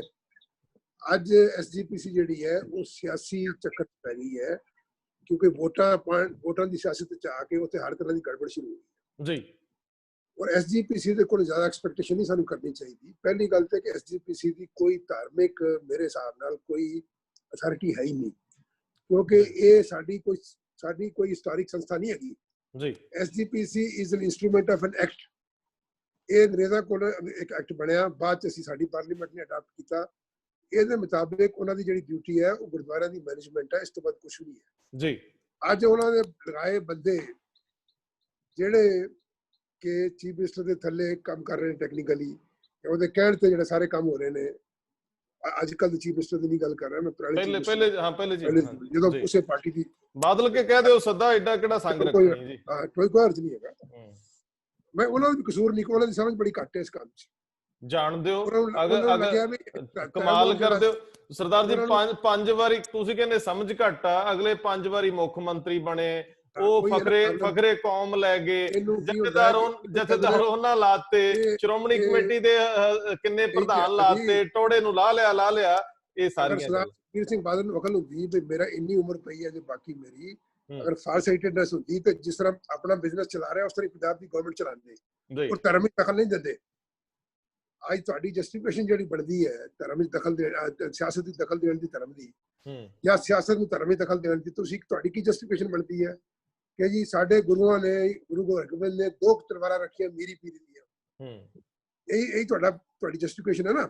ਹਾਂਜੀ, ਉਸ ਵੇਲੇ ਕੀ ਸੀ ਕਿ ਉਹ ਪੀਰ ਆਪਣੇ ਆਪ ਨੂੰ ਪੀਰ ਸਮਝਦੇ ਸੀ, ਸਮਝ ਲਓ ਜੀ, ਅਸੀਂ ਉਹਨਾਂ ਨੂੰ ਪੀਰ ਸਮਝਦੇ ਸੀ ਸਾਡੇ ਜਿਹੜੇ, ਤੇ ਉਸ ਵੇਲੇ ਜਿਹੜਾ ਮੀਰ ਸੀ ਉਹ ਜ਼ਾਲਮ ਸੀ। ਉਹਨੇ ਕਿਹਾ ਅਸੀਂ ਮੀਰ ਦੀ ਗੱਲ ਨਹੀਂ ਮੰਨਦੇ ਤੇ ਅਸੀਂ ਆਪ ਹੀ ਮੀਰ ਬਣ ਜਾਂਦੇ ਆ, ਅਸੀਂ ਇਸ ਨੂੰ ਮੀਰ ਨਹੀਂ ਮੰਨਦੇ ਜੀ। ਅੱਜ ਉਲਟਾ ਕੰਮ ਹੋ ਗਿਆ, ਅੱਜ ਮੀਰ ਕਹਿੰਦਾ ਕਿ ਨਹੀਂ ਪੀਰ, ਤੇ ਮੇਰਾ ਤਾਂ ਫਿਰ ਇੱਕ ਦੋਹਾ ਤੁਹਾਨੂੰ ਮੈਂ ਸੁਣਾ ਦੇਣਾ ਇੱਥੇ ਕਿ ਕੀ ਹੈ ਕਿ ਜ਼ਰੂਰ ਸੁਣਾਓਗੇ, ਜ਼ਰੂਰ ਸੁਣਾਓ। ਸਿਆਸਤ ਧਰਮ ਵਿੱਚ, ਬੜੀ ਸਿਆਸਤ ਧਰਮ ਵਿੱਚ ਮੀਰ ਬਣੇ ਖੁਦ ਪੀਰ, ਟੋਟੇ ਹੋਏ ਪੰਜਾਬ ਦੇ ਸਿੱਖੀ ਲੀਰੋ ਲੀਰ। ਇਹ ਦਰਦ ਹੈ, ਇਹ ਦਰਦ ਹੈ। ਹਾਂ, ਹੁਣ ਪ੍ਰੋਬਲਮ ਇਹ ਹੈ ਕਿ ਐਸਜੀਪੀਸੀ ਜਿਹੜੀ ਹੈ ਇਹ ਤੁਸੀਂ ਭਾਵੇਂ ਜਿੰਨੀ ਵਾਰੀ ਮਰਜ਼ੀ ਅਮੈਂਡ ਕਰ ਲਓ, ਪਹਿਲੀ ਗੱਲ ਤੇ ਕਿ ਇਹਨਾਂ ਨੂੰ ਕੋਈ ਧਰਮ ਦੀ ਵਜ਼ਾਹਤ ਕਰਨ ਦਾ ਹੱਕ ਨਹੀਂ ਹੋਣਾ ਚਾਹੀਦਾ। ਮੇਰੇ ਵਾਸਤੇ ਗੁਰੂ ਗ੍ਰੰਥ ਸਾਹਿਬ ਹੈ, ਮੇਰੀ ਰਿਸਪਾਂਸਿਬਿਲਿਟੀ ਹੈ ਕਿ ਮੈਂ ਆਪਣੇ ਤਰੀਕੇ ਨਾਲ ਮਤਲਬ ਕੱਢਾਂ ਜੀ, ਸਮਝ ਲੱਗੀ? ਬਿਲਕੁਲ। ਮੈਨੂੰ ਆਪਣੀ ਖੋਜ ਸ਼ਬਦ ਮਿਲੇ, ਮੈਨੂੰ ਆਪਣਾ ਚਾਹੀਦਾ ਕਿ ਮੈਂ ਆਪਣੇ ਦਿਮਾਗ ਨਾਲ ਖੋਜਾਂ ਜੀ। ਤੁਸੀਂ ਉਹ ਤੇ ਰੋਕ ਲਗਾਓਗੇ ਜਾਂ ਤੇ ਮੈਨੂੰ ਤੁਸੀਂ ਤਨਖਾਹੀਆ ਇਕਰਾਰ ਕਰ ਦਿਓਗੇ ਤੇ ਮੈਂ ਤੁਹਾਡੀ ਗੱਲ ਮੰਨਣ ਨੂੰ ਤਿਆਰ ਨਹੀਂ ਹੈਗਾ। ਜੇ ਕਿਸੇ ਨੇ ਮੰਨ ਲਈ ਅੱਜ ਤੱਕ ਤਾਂ ਵੱਖਰੀ ਗੱਲ ਹੈ, ਤੁਸੀਂ ਆਪਣਾ ਜਲੂਸ ਆਪ ਕਢਾ ਲਿਆ ਪਹਿਲੇ ਹੀ। ਜੇ ਅੱਜ ਤੱਕ ਮਾੜੀ ਮੋਟੀ ਇੱਜ਼ਤ ਬਾਕੀ ਰਹਿ ਗਈ ਸੀ ਹੁਕਮਨਾਮਿਆਂ ਦੀ, ਤੇ ਉਹ ਤੁਸੀਂ ਸੱਚਾ ਸੌਦਾ ਨੂੰ ਮਾਫ ਕਰਕੇ ਤੁਸੀਂ ਆਪਣਾ ਖਤਮ ਕਰ ਲਿਆ। ਬਿਲਕੁਲ, ਉਹ ਮੇਰੇ ਵੱਲੋਂ ਬੜੀ ਚੰਗੀ ਗੱਲ ਹੋਈ ਹੈ ਕਿਸਮ ਦੀ ਕਿ ਮੈਂ ਤੇ, ਕਿਉਂਕਿ ਮੇਰਾ ਜਿਹੜਾ ਉਸ ਤੋਂ ਪਹਿਲੇ ਲਿਖਿਆ ਸੀ ਦੋਹਾ ਜਿਹੜਾ ਚਰਨ ਸਿੰਘ ਨੇ ਬੜੀ ਵਾਰੀ ਕੋਟ ਕੀਤਾ ਸੀ, ਚਰਨ ਸਿੰਘ ਨੇ, ਬੋਲ ਦਿਓ ਸੋਚ ਕੇ ਆਈ ਨਾਨਕਾ, ਸੋਚ ਕੇ ਆਵੀਂ ਨਾਨਕਾ ਸਿੰਘਾਂ ਦੇ ਦਰਬਾਰ, ਤੈਨੂੰ ਵੀ ਤਨਖਾਹੀਆ ਕਰਨਾ ਦੇਣ ਕਰਾਰ। ਇਹ ਪੁਰਾਣਾ ਲਿਖਿਆ ਉਸ ਵੇਲੇ ਦਾ, ਜਦੋਂ ਇਹ ਇਹਨਾਂ ਦੇ ਕਹਿਣ ਤੇ ਲੋਕਾਂ ਨੂੰ ਤਨਖਾਹੀਆ ਇਕਰਾਰ ਕਰ ਛੱਡਦੇ ਸੀ। ਤੇ ਅਨਫੋਰਚੂਨੇਟ ਚੀਜ਼ ਇਹ ਹੈ ਕਿ ਸਾਨੂੰ ਸਮਝਣਾ ਚਾਹੀਦਾ ਹੈ ਕਿ ਸਾਡੀ ਇਹ ਕੋਈ ਆਰਗੇਨਾਈਜੇਸ਼ਨ ਜਿਹੜੀ ਹੈ ਇਹ ਸਿਰਫ ਇੱਕ ਐਕਟ ਦੀ ਇੰਸਟਰੂਮੈਂਟ ਹੈ। ਉਹਦੇ ਮੁਤਾਬਕ ਇਹਨਾਂ ਕੋਲ ਅਖਤਿਆਰ ਸਿਰਫ ਗੁਰਦੁਆਰਿਆਂ ਦੀ ਮੈਨੇਜਮੈਂਟ ਹੈ। ਅੱਛਾ, ਮੈਨੂੰ ਸਰ ਇਹ ਦੱਸਿਓ ਕਿ ਤੁਹਾਡੇ ਸੁਖਬੀਰ ਬਾਦਲ ਨਾਲ ਨਿੱਜੀ ਤਾਲੁਕਾਤ ਰਹੇ ਆ, ਕਦੇ ਤੁਸੀਂ ਆਫ ਦਾ ਰਿਕਾਰਡ ਇਹ ਨਹੀਂ ਕਿਹਾ ਕਿ ਸੁਖਬੀਰ ਜੀ ਕੁਝ ਕੌਮੀ ਮਸਲੇ ਵੀ ਹੁੰਦੇ ਆ, ਬਿਜ਼ਨਸ ਤੇ ਬਥੇਰੇ ਆ, ਤੁਸੀਂ ਪੰਜਾਬ ਐਂਡ ਸਿੰਧ ਬੈਂਕ ਦੇ ਚੇਅਰਮੈਨ ਸੀ, ਆਉਂਦੇ ਜਾਂਦੇ ਰਹੇ ਤੁਹਾਡੇ ਕੋਲ, ਤੁਸੀਂ ਉਹਨਾਂ ਕੋਲ ਜਿੱਦਾਂ ਸਰਦਾਰ ਹਰਚਰਨ ਸਿੰਘ ਨੂੰ ਉਹਨਾਂ ਨੇ ਬੈਂਕ ਚੋਂ ਕੱਢ ਕੇ ਸਕੱਤਰ ਲਾ ਲਿਆ, ਯਾਰੀ ਤੁਹਾਡੇ ਨਾਲ ਵੀ ਪੱਕੀ ਸੀ। ਉਹ ਏਦਾਂ ਹੀ ਅਸੀਂ ਤੇ ਹੱਥੀ ਤੁਹਾਡੇ ਲੋਕਾਂ ਅੱਗੇ ਜੋੜਦੇ ਵੀ ਏਡੇ ਉੱਚੇ ਤੁਹਾਡੇ ਕੱਦ ਸਮਾਨ ਛੂੰਹਦੇ, ਤੇ ਉਹਨਾਂ ਨਾਲ ਤੁਹਾਡੀਆਂ ਯਾਰੀਆਂ ਤੇ ਕੌਮ ਮੱਝ ਧਾਰ ਚ ਫਸ ਗਈ, ਮੇਰੇ ਵਰਗੇ ਤੇ ਵਿਚਾਰੇ ਰੌਲਾ ਪਾਉਣ ਜੋਗੇ ਹੀ। ਦੇਖੋ ਮੇਰਾ ਉਹਨਾਂ ਨੇ ਬੜਾ ਰਿਗਾਰਡ ਕੀਤਾ, ਕੋਈ ਸ਼ੱਕ ਨਹੀਂ ਹੈਗਾ, ਲੇਕਿਨ ਉਹਨਾਂ ਨੂੰ ਇਸ ਗੱਲ ਦਾ ਪਤਾ ਹੈ ਕਿ ਮੈਂ ਉਹਨਾਂ ਦੇ ਨਾਲ ਨਹੀਂ ਨਿਭ ਸਕਦਾ, ਤੇ ਮੈਨੂੰ ਵੀ ਪਤਾ ਕਿ ਮੈਂ ਉਹਨਾਂ ਦੇ ਨਾਲ ਨਹੀਂ ਨਿਭ ਸਕਦਾ।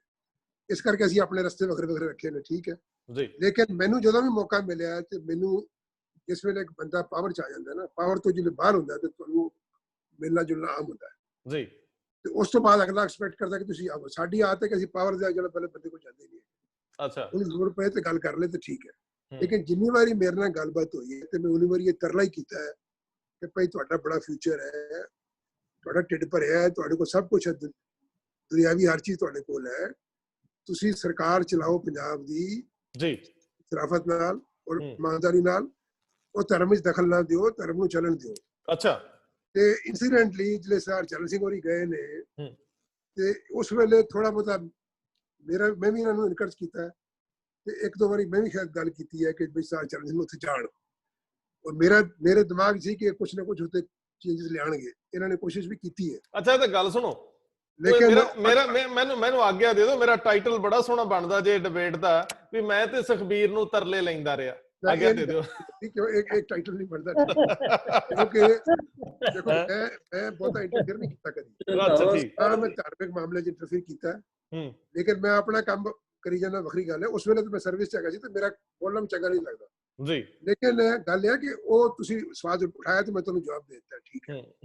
ਲੇਕਿਨ ਪਹਿਲੀ ਗੱਲ ਤੇ ਕਿ ਐਸਜੀਪੀਸੀ ਕੋਲੋਂ ਜ਼ਿਆਦਾ ਉਮੀਦ ਰੱਖਣੀ, ਜਾਂ ਮੇਰੇ ਵੱਲੋਂ ਅਗਰ ਕੋਈ ਵੀ ਸਿਚੁਏਸ਼ਨ ਬਣਾਓਗੇ ਤੇ ਕੱਲ ਹੀ ਪ੍ਰੋਬਲਮ ਆਏਗੀ ਦੁਬਾਰਾ।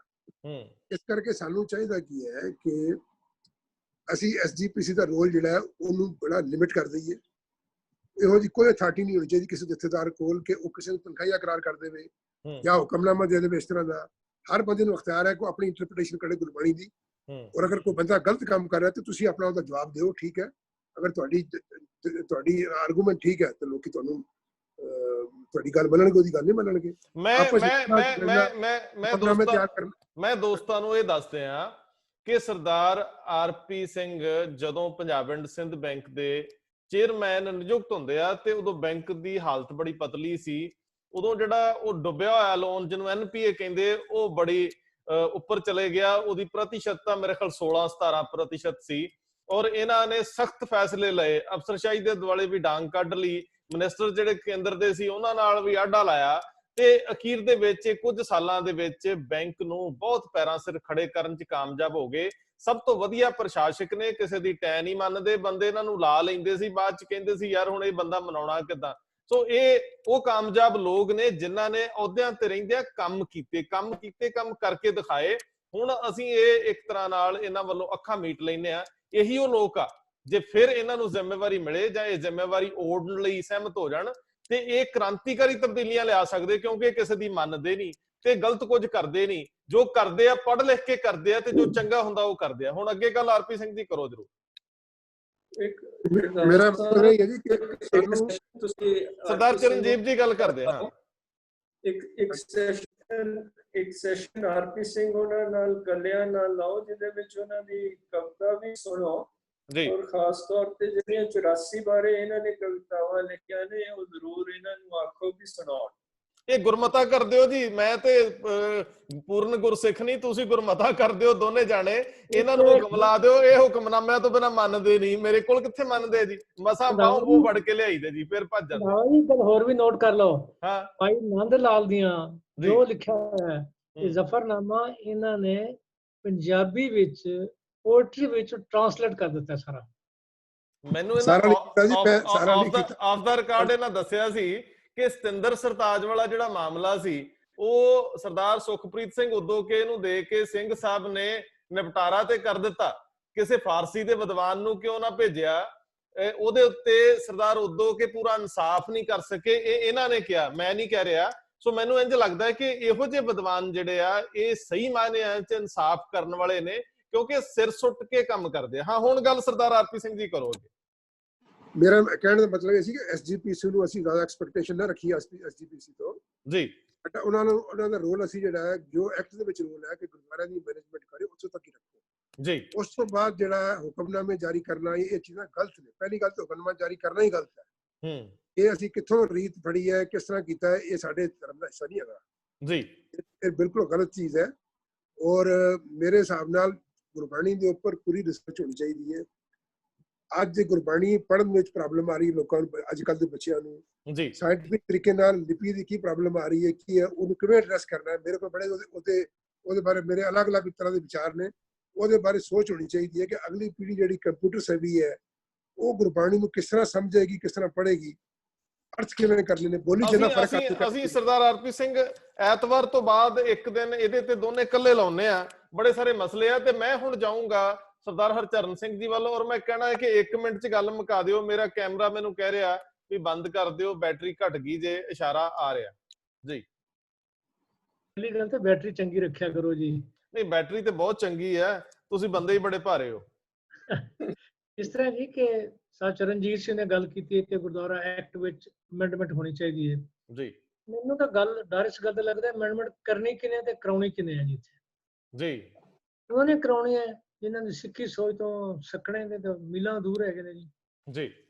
ਇਹਨਾਂ ਦੀ ਪਾਰਟੀ ਹੈ ਜਿਹਨਾਂ ਦਾ ਰਿਪਰੈਜ਼ੈਂਟ ਕਰਨਾ ਜੀ। ਬੜੀ ਬਦਕਿਸਮਤੀ ਹੈ ਸਾਡੀ ਜੀ, ਇੱਥੇ ਕੋਈ ਚੱਜ ਦਾ ਕੰਮ ਹੋ ਹੀ ਨਹੀਂ ਸਕਦਾ। ਮੈਂ ਤਾਂ ਅਖੀਰਲੀ ਨਿੱਕੀ ਜਿਹੀ ਗੱਲ ਸੁਣਾਉਣਾ ਜੀ। ਅੱਜ ਆਪਾਂ ਕਹਿੰਦੇ ਆ ਵੀ ਜੀ ਕੌਮ ਤੇ ਬੜੀ ਵਿਪਤਾ ਆਉਣ ਵਾਲੀ ਹੈ, ਗੁਰਸਿੱਖ ਬਾਹਰ ਆਉਣੇ ਸ਼ੁਰੂ ਹੋ ਜਾਣਗੇ, ਸਾਡਾ ਕੋਈ ਫੰਡ ਨਹੀਂ। ਸ਼੍ਰੋਮਣੀ ਕਮੇਟੀ ਕੋਲ 3 ਮਹੀਨਿਆਂ ਬਾਅਦ ਇਹਨਾਂ ਦਾ ਬੈਂਡ ਵੱਜਿਆ ਪਿਆ, ਟੀਚਰਾਂ ਨੂੰ ਤਨਖਾਹ ਦੇਣ ਵਾਸਤੇ ਪੈਸੇ ਨਹੀਂ, ਪਾਠੀ ਵੱਖਰੇ ਚਿੱਕਤਾ ਮਾਰਦੇ ਪਏ। ਦਿੱਲੀ ਕਮੇਟੀ ਦਾ ਹਾਲ ਉਸ ਤੋਂ ਵੱਧ ਮਾੜਾ ਹੈ। ਮੈਂ ਇੱਕ ਬੇਨਤੀ ਕੀਤੀ ਕੋਈ 4 ਸਾਲ ਪਹਿਲਾਂ ਜਦੋਂ ਮੈਂ ਚੀਫ ਸੈਕਟਰੀ ਸੀ, ਬਡੂੰਗਰ ਸਾਹਿਬ ਵੇਲੇ ਸਾਰੇ ਬੈਠੇ ਸੀ ਆਫਿਸ ਵੀਰ। ਮੈਂ ਕਿਹਾ ਇੱਕ ਅਕਾਲ ਤਖਤ ਸਾਹਿਬ ਤੋਂ ਆਵਾਜ਼ ਦਿਵਾ ਦਿਓ, ਇੱਕ ਫੰਡ ਕ੍ਰੀਏਟ ਕਰ ਦਈਏ, ਹਰ ਸਿੱਖ 10 ਰੁਪਏ ਮਹੀਨਾ ਦੇਵੇ, ਸਾਡਾ 180 ਕਰੋੜ ਸਾਲ ਦਾ ਇਕੱਠਾ ਹੁੰਦਾ ਹੈ। ਆਰਪੀ ਸਿੰਘ ਜੀ ਵਰਗੇ ਤੁਹਾਡਾ ਕੀ ਗੱਲ 10 ਰੁਪਏ ਮਹੀਨਾ ਦੇਣਗੇ? ਇਹ ਤਾਂ 50 ਲੱਖ ਰੁਪਏ ਪਹਿਲੇ ਦਿਨ ਦੇ ਸਕਦੇ ਨੇ। ਮੇਰਾ ਗਰੀਬ ਵੀ 5-7 ਲੱਖ ਰੁਪਏ ਦੇ ਦੂਗਾ। ਸਿੱਖਾਂ ਨੂੰ ਪੈਸੇ ਦੀ ਲੋੜ ਪੈਣੀ ਹੈ, ਸਿੱਖਾਂ ਤੇ ਬੜਾ ਕ੍ਰਾਈਸਿਸ ਆਣਾ ਜੀ। ਅੱਛਾ ਜੀ, ਵਿਚਾਰ ਕਰ ਲੈਂਦੇ ਆ। ਫਿਰ ਇਹ ਗੱਲ ਜੀ ਮੈਂ ਅਕਾਲ ਤਖਤ ਸਾਹਿਬ ਜਥੇਦਾਰ ਨੂੰ ਵੀ ਕਹੀ ਜੀ, ਕਿਸੇ ਨੇ ਗੱਲ ਗੋਲੀ ਨਹੀਂ। ਮੈਂ ਹੈਰਾਨ ਹੋਣਾ ਇਸ ਗੱਲ ਤੇ ਜੀ, ਪਤਾ ਨਹੀਂ ਜਾਂ ਤਾਂ ਇਹ ਸੋਚਦੇ ਨਹੀਂ ਜਾਂ ਸਮਝਦੇ ਹੋਣੇ ਕਿ ਉਤੋਂ ਅਸਲੀ ਹਾਈ ਕਮਾਂਡ ਦਾ ਆਪਣਾ ਆਰਡਰ ਲਈਏ ਤਾਂ ਕੋਈ ਗੱਲ ਕਰੀਏ ਜੀ। ਲੈਂਦੇ ਰਹੇ ਹੋ ਤੁਸੀਂ ਵੀ ਲੈਂਦੇ ਰਹੇ ਹੋ, ਹੁਣ ਭਾਵੇਂ ਮੁੱਕਰ ਜੋ, ਸਾਰੇ ਹੀ ਲੈਂਦੇ ਸੀਗੇ, ਸਾਨੂੰ ਹੀ ਨਹੀਂ ਦੱਸਦੇ ਤੁਸੀਂ। ਵੱਖਰੀ ਗੱਲ ਆ, ਜਿੰਨਾ ਚਿਰ ਤੁਸੀਂ ਬਰਦਾਸ਼ਤ ਕਰ ਸਕੇ ਕਰਦੇ ਰਹੇ, ਬਾਅਦ ਦੇ ਵਿੱਚ ਬਾਹਰ ਆ ਗਏ, ਹੋਰ ਕੀ ਆ। ਗੱਲ ਇਹ ਹੈ ਕਿ ਜੇ ਚਰਨਜੀਤ ਸਿੰਘ ਹੋਰਾਂ ਨੇ ਮੈਨੂੰ ਕਈ ਗੱਲਾਂ ਜਿਹੜੀਆਂ ਇਹਨਾਂ ਨੂੰ ਪਤਾ ਸੀ ਮੈਂ ਦੱਸੀਆਂ ਹੁੰਦੀਆਂ ਤੇ ਮੈਂ ਆਉਂਦਾ ਵੀ ਨਾ ਸ਼ਾਇਦ।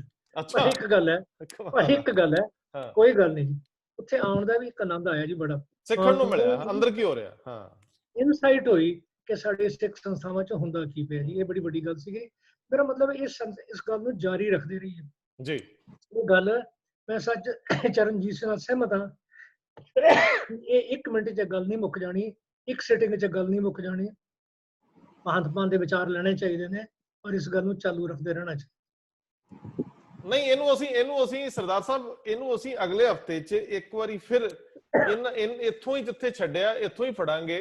ਇਹ ਇੱਕ ਸਿਲਸਿਲਾ ਬਣਾਵਾਂਗੇ, ਘੱਟੋ ਘੱਟ ਜਿੰਨਾ ਚਿਰ ਤਸੱਲੀ ਨਹੀਂ ਹੋ ਜਾਂਦੀ ਸਰਦਾਰ ਚਰਨਜੀਤ ਸਿੰਘ ਜੀ ਦੀ, ਸਰਦਾਰ ਆਰਪੀ ਸਿੰਘ ਜੀ ਦੀ, ਤੁਹਾਡੀ, ਕਿ ਹੁਣ ਇਸ ਮੁੱਦੇ ਤੇ ਅੱਗੇ ਡਿਬੇਟ ਦੀ ਕੋਈ ਜ਼ਰੂਰਤ ਨਹੀਂ। ਔਰ ਮੈਨੂੰ ਪਤਾ ਹੈ ਕਿ ਅੱਜ ਬਹੁਤ ਗੁਰਸਿੱਖ ਤੇ ਬਹੁਤ ਸਿੱਖੀ ਨਾਲ ਸੰਬੰਧਿਤ ਜ਼ਰੂਰਤ ਹੈ ਡਿਬੇਟ ਦੀ ਹੈਗੀ ਹੈ, ਪਰ ਕਰਦੇ ਚੱਲੋ ਜੀ। ਔਰ ਉਹ ਲੋਕ ਸੁਣਦੇ ਨੇ, ਤੇ ਸੁਣਨ ਤੋਂ ਬਾਅਦ ਜਦੋਂ ਅੱਗੇ ਗੱਲ ਤੁਰ ਪੈਂਦੀ, ਵਿਹੜਿਆਂ 'ਚ ਤੁਰ ਪੈਂਦੀ, ਘਰਾਂ 'ਚ ਤੁਰ ਪੈਂਦੀ, ਮਹਿਫਲਾਂ 'ਚ ਤੁਰ ਪੈਂਦੀ ਹੈ, ਤੇ ਗੱਲ ਦੀ ਸਾਰਥਕਤਾ ਬਣ ਜਾਂਦੀ ਹੈ। ਸਰਦਾਰ ਚਰਨਜੀਤ ਜੀ, ਸਰਦਾਰ ਆਰਪੀ ਸਿੰਘ ਜੀ, ਚਿਹਰਾ ਵਿਖਾ ਦਿਓ ਅੱਗੇ ਆ ਕੇ ਥੋੜਾ ਜਿਹਾ। ਹਾਂ, ਸਰਦਾਰ ਚਰਨਜੀਤ ਜੀ, ਸਰਦਾਰ ਆਰਪੀ ਸਿੰਘ, ਸਰਦਾਰ ਹਰਚਰਨ ਸਿੰਘ, ਮੇਰੇ ਵਰਗੇ ਇੱਕ ਛੋਟੇ ਕੱਦ ਵਾਲੇ ਬੌਣੇ ਬੰਦੇ ਨੂੰ ਸੋਚ ਪੱਖੋਂ ਤੁਸੀਂ ਇੰਨਾ ਹੁੰਗਾਰਾ ਭਰ ਦਿੰਦੇ ਹੋ, ਸਾਥ ਦੇ ਦਿੰਦੇ ਹੋ, ਇਹਨਾਂ ਮੰਚਾਂ ਦੀ ਸ਼ਾਨ ਬਣ ਜਾਂਦੇ ਹੋ। ਤੁਸੀਂ ਲੋਕ ਜਿਹੜੇ ਆਪਣੇ ਕੰਮ 'ਚ ਮਸਤ ਹੋ, ਆਪਣੇ ਆਪ ਦੇ ਆਪਣੀ ਧੁਨ 'ਚ ਲੱਗੇ ਹੋਏ ਹੋ, ਬਹੁਤ ਮੁਹੱਬਤ ਨਾਲ ਆਪਣੇ ਆਪ ਜੀਵਨ ਨੂੰ ਵਿਉਂਤ ਕੇ ਬੈਠੇ ਹੋ। ਸੋ ਮੈਂ ਰਿਣੀ ਆ, ਰੂਹ ਤੋਂ ਰਿਣੀ ਆ ਕਿ ਤੁਸੀਂ ਸਾਡੇ ਨਾਲ ਹੋ। ਬਹੁਤ ਮਿਹਰਬਾਨੀ। ਵਾਹਿਗੁਰੂ ਜੀ ਕਾ ਖਾਲਸਾ, ਸ਼੍ਰੀ ਵਾਹਿਗੁਰੂ ਜੀ ਕੀ ਫਤਿਹ। ਤੁਹਾਡਾ ਧੰਨਵਾਦ ਰੰਧਾਵਾ ਸਾਹਿਬ ਕਿ ਤੁਸੀਂ ਸਾਨੂੰ ਇਕੱਠਿਆਂ ਕੀਤਾ। ਮੇਰੇ ਪੁਰਾਣੇ ਦੋਸਤ ਹਰਚਰਨ ਜੀ ਤਾਂ ਮੇਰੇ ਨਾਲ ਕਾਲਜ ਹੁੰਦੇ ਸੀ, ਆਰਪੀ ਸਿੰਘ ਹੋਣੀ ਮੇਰੇ ਛੋਟੇ ਭਰਾ ਦੇ ਬੈਚਮੇਟ ਵੀ ਨੇ ਤੇ ਮੇਰੇ ਬੜੇ ਨਿੱਕੇ ਮਿੱਤਰ ਨੇ। ਮੈਂ ਦੋਨਾਂ ਦੀ ਬੜੀ ਕਦਰ ਕਰਦਾ।